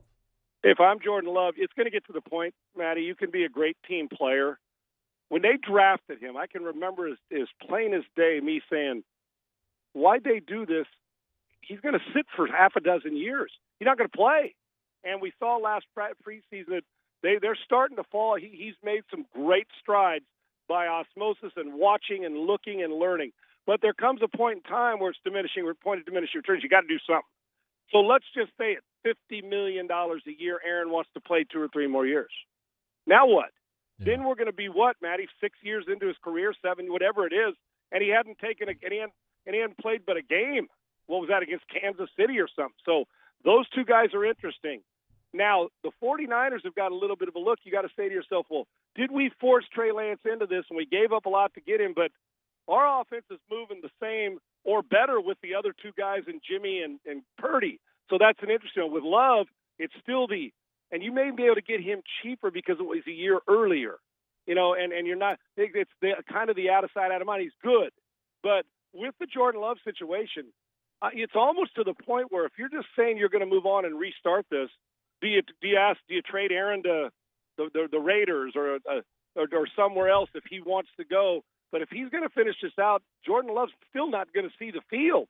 So that becomes, and do you have enough to go get him, and what would it take? Both of those guys in different years are in a very unique situation because they appear to be the future, but the present's pretty good with the 49ers, and the present in Green Bay is a 4-time most valuable player. They're going to have to do something because in San Francisco you can't keep all three, and in Green Bay, eventually, if you're Jordan Love, you're just not going to show up. And I don't mean that as what he should do, but eventually you're going to go what we're doing now, this player empowerment. You're going to say, I'm not going to play here. I'm just not going to play here, and I'm leaving, and go from there. So, and with Lamar Jackson, they're going to franchise him if they can't get a contract for him. So he's not an option in Baltimore. But, yeah, I think there's going to be some viable players because it's not like the New Orleans Saints are a hack team that you're just bringing a guy in and you're going to win 4 or 5 more games. They've got players, and they're only going to get better. They're defensively pretty stout. We know they've got weapons. They just need a guy to elevate that offense and get whether it's a new coach or not. But I wouldn't have, if I was coming in there as a new coach, I have to find myself a guy who gives me a better chance to compete than I saw this year, and a couple of those guys. And if you want a real future, you may have to mortgage a little bit, but you may find a bigger bargain in one of those young guys that we mentioned in Lance or Love if they're willing to part with him. I think Green Bay's in a tougher situation with that because Aaron's near the end, but they're not going to start Love over Aaron Rodgers at $50 million a year. You and I both know it. Okay, 2 more things. One, a popular idea around here has been the Saints using – so they don't have a first-rounder, but they're going to have a high second-round pick, right? Somewhere, 30, 35, 36 range overall. Right. A lot of people here like the idea of drafting Hendon Hooker from Tennessee at 36 and making him your franchise quarterback. What do you – coming off the knee injury, but I know you saw him play a ton in college. What do you think about Hooker as an NFL prospect? I love him. I think we finally got to see what can happen with the right coach and the right offense and the way they play. And I actually think that you could get this guy in the second round, and it'll end up being a steal. I love everything about him. We just didn't get to see it. So last year going into this year, I remember when I put my list together and I was doing a show, I said, here's a couple other names to look for. He was on the list of guys to keep a close eye on from what I saw and heading into this year, and I'll be damned, he elevated. If it's not for the injury, and I know some people, that will scare some people, it shouldn't. Get him healthy and go. This kid, we haven't seen his best football yet, and that's scary. So, yes, I'm one of those. It doesn't just have to have a first-round label to be a franchise quarterback. We get this thought in our mind that, if he doesn't have first-rounder, there's got to be a stigma around him. No, because if this wouldn't have happened, this is a guy who went in as a, 3rd to 5th round pick. Let's see what he does. To by the end of the year, he was put it this way. If you compare what Will Levis, I'm more of a, here's the way I do it. Amen. I go production. I'm a production guy first and a potential guy second. That's the order I go. Potential's great, but it gets coaches fired if you're not good. Will Levis is going to be a top 10 pick. From what I saw in my football this year, Hendon Hooker ran circles around Will Levis's game, but we get intrigued with arm strength and all that. So for me, people got to get out. It's like a college football player, a high school guy. Parents telling their kid it's Division I or bust. No, there's a lot of good football. It's the same thing here. It's not first-round pick at quarterback or bust.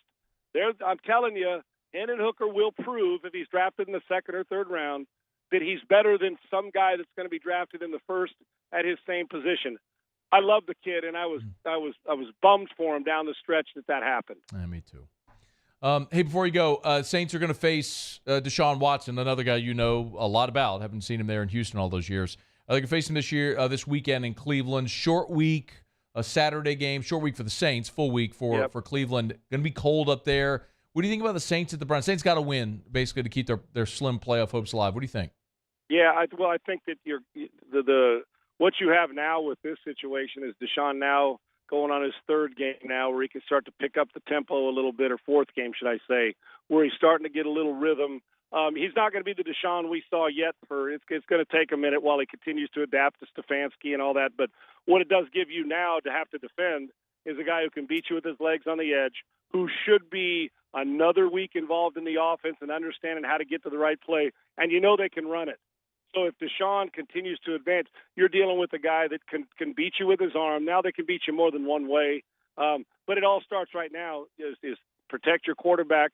They're tackling better, but this is not a great tackling team, meaning Cleveland. They've got a ways to go defensively, but if you stop the run, you got a chance. But Deshaun's still evolving into the guy he'll be eventually.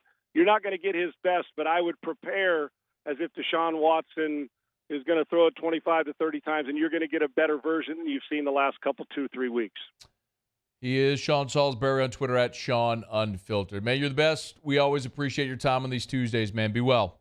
Matty, I appreciate it. Merry Christmas to you, brother, and all your listeners. Merry Christmas to you as well. That is Sean Salisbury. This is After Further Review, brought to you by Mold Zero USA, mold-0usa.com, mold-0usa.com, servicing all of Greater Baton Rouge and Greater New Orleans. So you can get to the website to get the number for Baton Rouge or for New Orleans. But remember, it's a patented, non-toxic dry fog treatment. It'll kill everything. Yes, it'll kill mold. It'll kill other pathogens as well. It'll eliminate odor. And the best part is it's completely safe and you aren't inconvenienced to the degree of cutting sheetrock and doing demo work.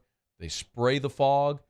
It dwells as soon as the fog dissipates out of your home office for a couple hours. As soon as the fog dissipates, you can go right back into a clean, mold-free, fresh-smelling home or office. It's Mold Zero, mold-0usa.com. Live in a mold and odor-free environment, courtesy of Mold Zero, mold-0usa.com. Okay, appreciate Sean for joining us. Scott Kushner was here last hour. Shea Dixon was here in hour number one. If you missed any of that, you can catch it at 1045ESPN.com or on the Watch 1045 ESPN YouTube channel or any of the AFR channels. Another LSU player is declared for the draft. And some fireworks out of a Baton Rouge courtroom today in the Sharon Lewis case. We'll get you up to date when we come back. It's AFR. AFR. It's not too late, y'all. Christmas Eve is Saturday. Christmas Day is Sunday. It is not too late to let Rouse's handle all of your Christmas holiday meals. Get to the website, rouses.com. You'll see it right there on the homepage where it says leave the holiday fuss to us. It'll bring you to the catering page, and you can see all the different options that they have. Rouses.com, from that centerpiece item, from your turkey or your ham, whatever it may be. It is heat and eat holiday dinners courtesy of Rouse's. Get that traditional dinner with all the sides that you love, and, of course, some Louisiana flair. The dirty rice dressing, cornbread dressing, the oyster Bienville dressing. They got shrimp merlaton dressing. Got it all. It's at Rouse's. Heat and eat holiday meals, courtesy of Rouse's. Check it out at rouses.com, rouses.com. Rouse's, this feels like home. Bayou Chrysler Dodge Jeep Ram has $10,000 off MSRP on all new 2022 Black Widow Jeep Gladiators in stock. All new Bayou vehicles come with a 1 million mile powertrain warranty and free delivery. If you need sales or service, the crew at Bayou is going to do right by you. Every business is different, but B1 Bank knows that every business owner has similar needs.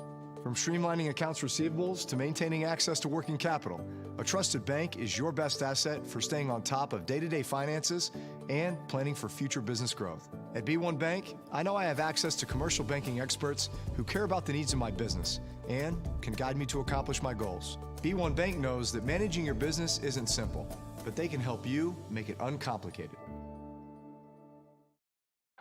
Oh, hey, what's up? It's Big D and Bubba, 100.7 The Tiger Morning Show. We'd love for you to join us every weekday, 4 a.m. till 9 a.m. Yeah, everything you want in a show. Country music.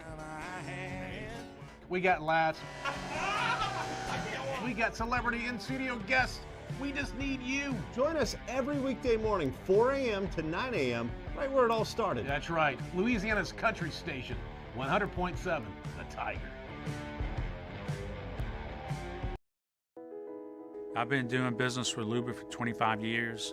They're dependable, trustworthy. It's just the attention to detail with our clients. Our folks have years and years of experience. They're highly trained professionals. But many companies have that asset. What I'd like to think makes Luba a bit different is that we use those talents in a way that truly is dedicated to serving the needs of the folks who depend on us.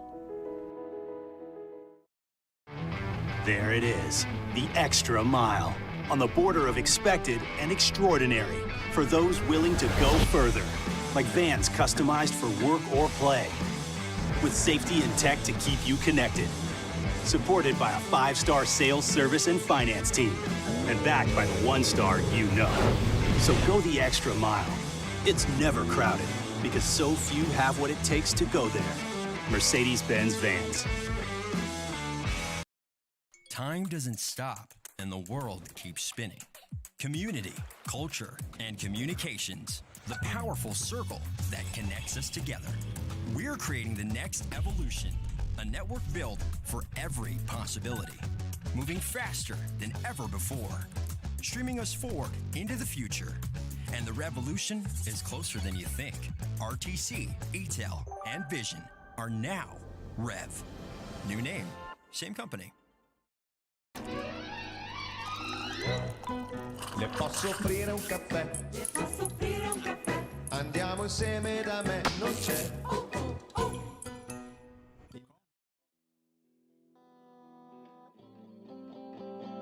Head mask.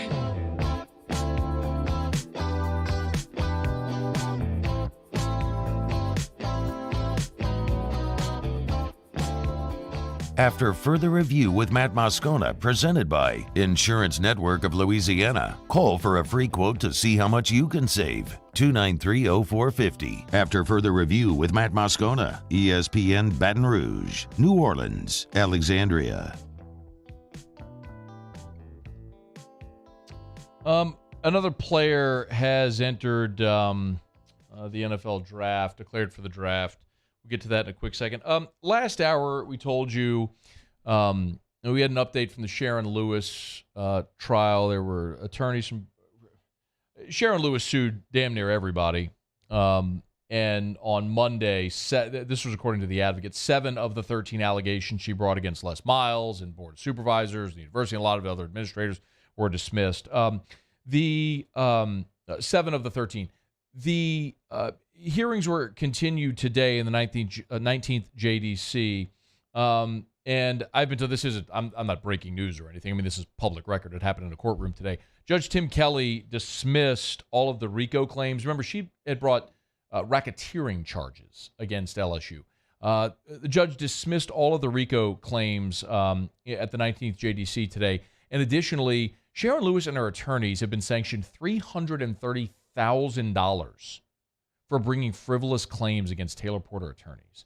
That part of it, I'm told, is very rare to see, but speaks to the nature of some of the claims from Sharon Lewis. I mean, I'll tell you that, we talked about this whenever it happened, and I don't know all the facts of the case, so I'm not here to opine on any of that. But when the hearings were happening, and if you remember, there was a lot involved in those Title IX allegations. There were the allegations against Darius Geis. There was the Drake Davis allegations. There was Ed Ogeron knowing about things and brushing it under the table. And ultimately what happened, if you remember, is LSU essentially said, all right, we're going to tighten our policies, and Verge and Miriam are suspended for a few months. That was basically it. And the reaction was, oh, really? That's it? And so they came back and like, all right, well, we're going to fire the law firm. And so they fired Taylor Porter, who had represented LSU for like 70 years. It was just, it reeked of okay, we don't want to react so like we're actually appalled by this. Remember, LSU had the big old investigation, and they had the big hundreds of page report, and as a result, it was like, this is so terrible. What happened? We're going to suspend 2 people and tighten our policy. And everyone was outraged by it. So it was like, all right, and state senators were outraged, and the legislature, and everybody was outraged by it. So it was like, okay, well, what more, like, instead of taking the big sweeping action that would actually show remorse and wanting to change anything, They're like, okay, what if we take these little baby steps? Like, what else can we do that will make, well, and so what they did, remember they wiped Darius Geis from the record book and fired the law firm that had represented LSU admirably for like 70 years. It was stupid, is what it was. Said it as much then, and this is an illustration of it here. So I don't know what's going to happen with the rest of the claims and all that stuff, but onward. If we get updates, we'll pass it along. All right, it's After Further Review. We're brought to you by Shaw Bills, Shaw Bills Tire and Auto Service, ShawBillsTire.com. Bumper-to-bumper auto service, name brand tires at wholesale prices. You know where to find them. They're at Shaw Bills. My parents took off today for Kansas Drive. My sister, her husband, their kiddos live in Kansas, so my parents are going to do Christmas in Kansas with them. And so they had to drive today. Look, change the oil, rotate the tires, check engine light, all that stuff. Bring it to Shaw Bills, bumper-to-bumper auto service. And look, they're going to be on ice and snow. You better make sure you get enough tread in those tires. If you need new tires, get them at Shaw Bills. They'll sell you name brand tires at wholesale prices. It's Shaw Bills. ShawBillsTire.com. ShawBillsTire.com. Bumper-to-bumper auto service and name brand tires at wholesale prices. Shaw Bills, where we keep you rolling. All right, a little bit of news here. Jaquelin Roy. This probably isn't tremendously unexpected, but a little bit of news here. Jaquelin Roy has declared for the NFL draft. He becomes the latest Tiger to do so. He released a statement on his social media today. So Jaquelin Roy, from a local kid from U-High in Baton Rouge, played his 3 years now at LSU and is off to the NFL draft. He's a guy that you certainly would have loved to have come back. But boy, Roy and Mekhi Wingo, after the injury to Mason Smith, just had so much fall upon their shoulders because of the lack of depth. It was really Roy, Wingo, and Jacobian Guillory. You essentially had a three-man rotation at defensive tackle, where I can remember back in 2011 where that great LSU defense rotated 11 or 12 guys across their defensive front. That included the ends like Mingo and Montgomery, but you remember you had like LeVar Edwards and Chance Aguirre, and then you had great interior players with Brockers, but then great young guys that came through like Ego Ferguson and Anthony Johnson. It was just, you had so much depth. This year you had like three dudes. I mean, they were so thin that what you ended up seeing at times was Mekhi Wingo playing at end, and you'd see Ali Gay kick on the interior. And it was just, they had to get creative with how they used the players that they had. So hat tip to Jaquelin Roy for just doing a ton of heavy lifting this year. As a prospect, we'll see where he grades out. I mean, all I can do is look at what the prognosticators say, and it looks like, you look at Mel Kiper, for example, and he ranks the top defensive tackles. Well, he doesn't have Jaquelin Roy in the top 10 for defensive tackles, or even like the next ones he mentioned. So that doesn't mean that there won't be, that he goes to the combine and tests really well and does great in the interview process, and maybe a team falls in love with him and takes him on day two. And that would be awesome. I'd love to see it for a local kid. And maybe it's just a scenario where he doesn't want to come back and spend another year in college ball with that much of a heavy load on him and delaying his professional career. So in any event, Jaquelin Roy, again, a local guy, came to LSU, played for the Tigers, as we mentioned, did an awful lot this year. The 2020 COVID year, to come in as a freshman in that season, just a horribly unenviable situation for all those guys that signed in 2020 for that to be their first year of college football. But he'll now turn his attention to draft prep. He does not mention in his letter, his social media post, if he's foregoing the bowl game. And Brian Kelly did not mention that either on Saturday when he met with reporters. Now, Brian Kelly on Wednesday is going to meet with the media on signing day and then have his coaches show. So no doubt we'll get some clarification there. But Jaquelin Roy, I suffice to say, as expected, is entering the NFL draft. So when you look at next year, you're going to return Mason Smith off of injury. You got Mekhi Wingo back as a junior. We assume at this point Jacobian Guillory will be back unless if he declares, but as of now, it looks like he'll be back. And then you've got a lot of guys that just haven't played a bunch. Quincy Wiggins redshirted this year. He could play inside or out. Bryce Langston, Ty G. Hill, a couple of freshmen who are going to redshirt this year. So you'll have some numbers but not necessarily depth, which is why that interior of that defensive line is such a big target for LSU here in this portal class. So we'll keep you posted. National Signing Day is Wednesday. The early signing period is Wednesday, and LSU is gonna fortify with about 25 or so signees tomorrow. But transfer portal is a spot where they're gonna look to add a couple of guys on the interior of that defensive line, and the need certainly magnified now with Jaquelin Roy going pro. All right, it's after further review. Yesterday, if you were listening to Otter Locks, the Otter did, in fact, give you Eastern Michigan plus 3.5 or plus 4, as Muse had it. Safe to say that Eastern Michigan getting the points, and with about 6 minutes to go in this ball game, up 41-27, looks like we're going to cash that ticket. Go ahead and give them the ding. It's a premature ding, but I'm comfortable. Okay. All right. They're up 14. I jinx it. Hold on. They're up 14, and they have the ball at the 8-yard line. They're about to go up 3 scores here. And that's first and goal from the 4. I'm good. I get it. I'm good. I'm good with the ding. We're going to cash this ticket. If not, we'll be featured on Bad Beats with SVP, and I'll laugh my T. Heine off next week when they do it.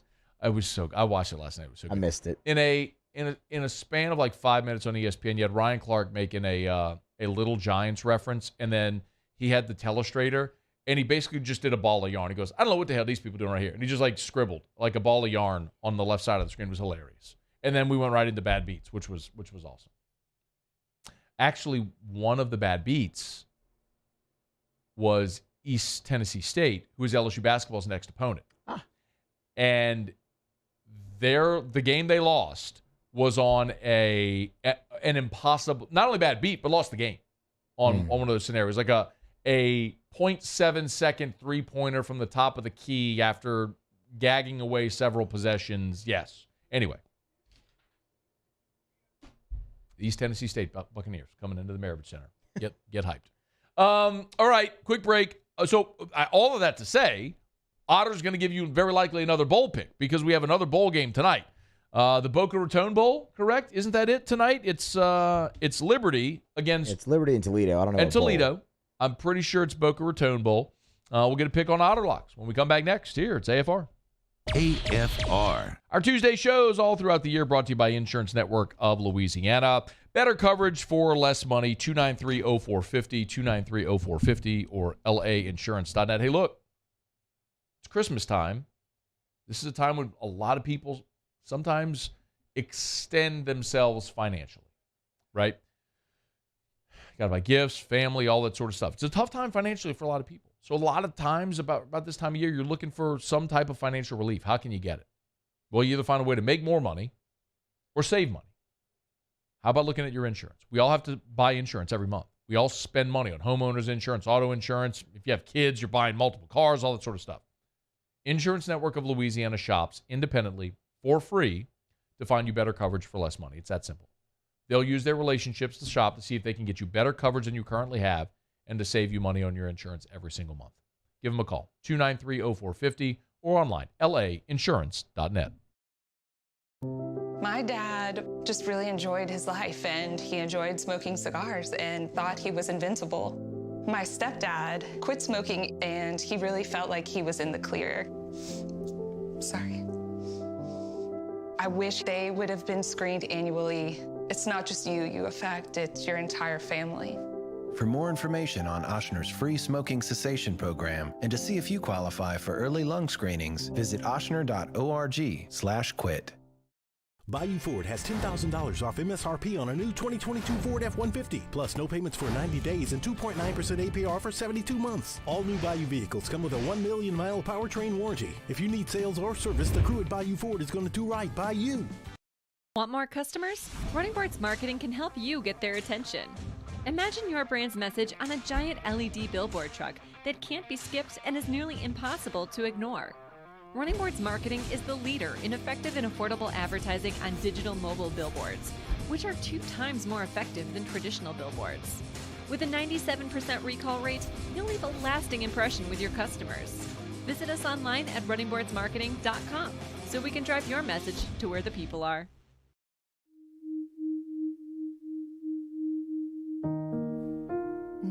half of children in foster care drop out of school. But you can rewrite that story. Children and youth with CASA and GAL volunteers are more likely to succeed in school. Change a child's story. Become a volunteer today.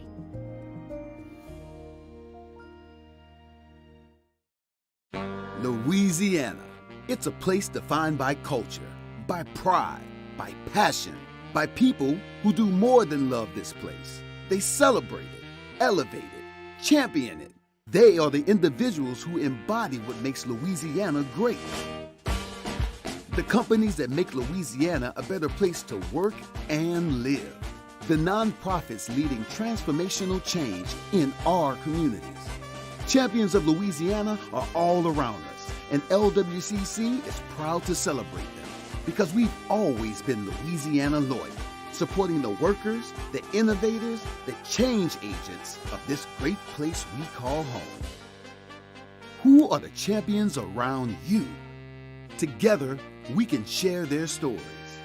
Together, we can help our home state thrive. Together, we are Louisiana loyal.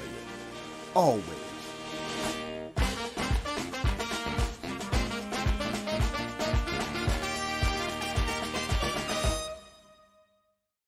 Gulf Coast Bank and Trust is giving our customers the power to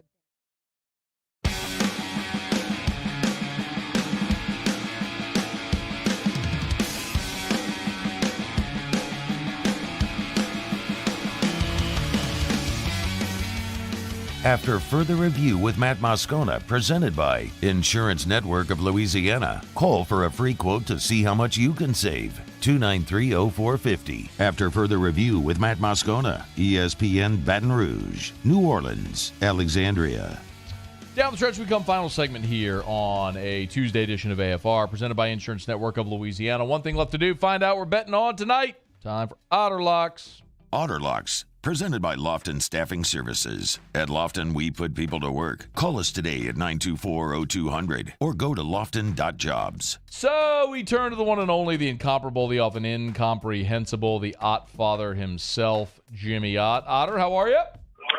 Doing great until that quarterback threw the ball, his interception in the end zone, when all he needs is a field goal from his all-conference kicker from about from the 10-yard line. I mean, they were inside the 5, so up 14, 4:42 to go. We've thrown a bunch of tubs of fries over at the Odd House today. We're watching the famous Idaho Potato Bowl, and before you came on, I teased that you were coming on. I said, "Look, Otter's we're gonna cash this ticket.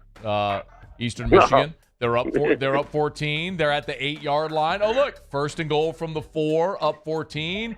And they throw the freaking ball in. They're like, "What are you doing throwing the ball into the end zone?" And when the fullback or the running back, they're in a pistol. The running backs get 5 a crack in between the they're running it right at their donkey. What are you doing?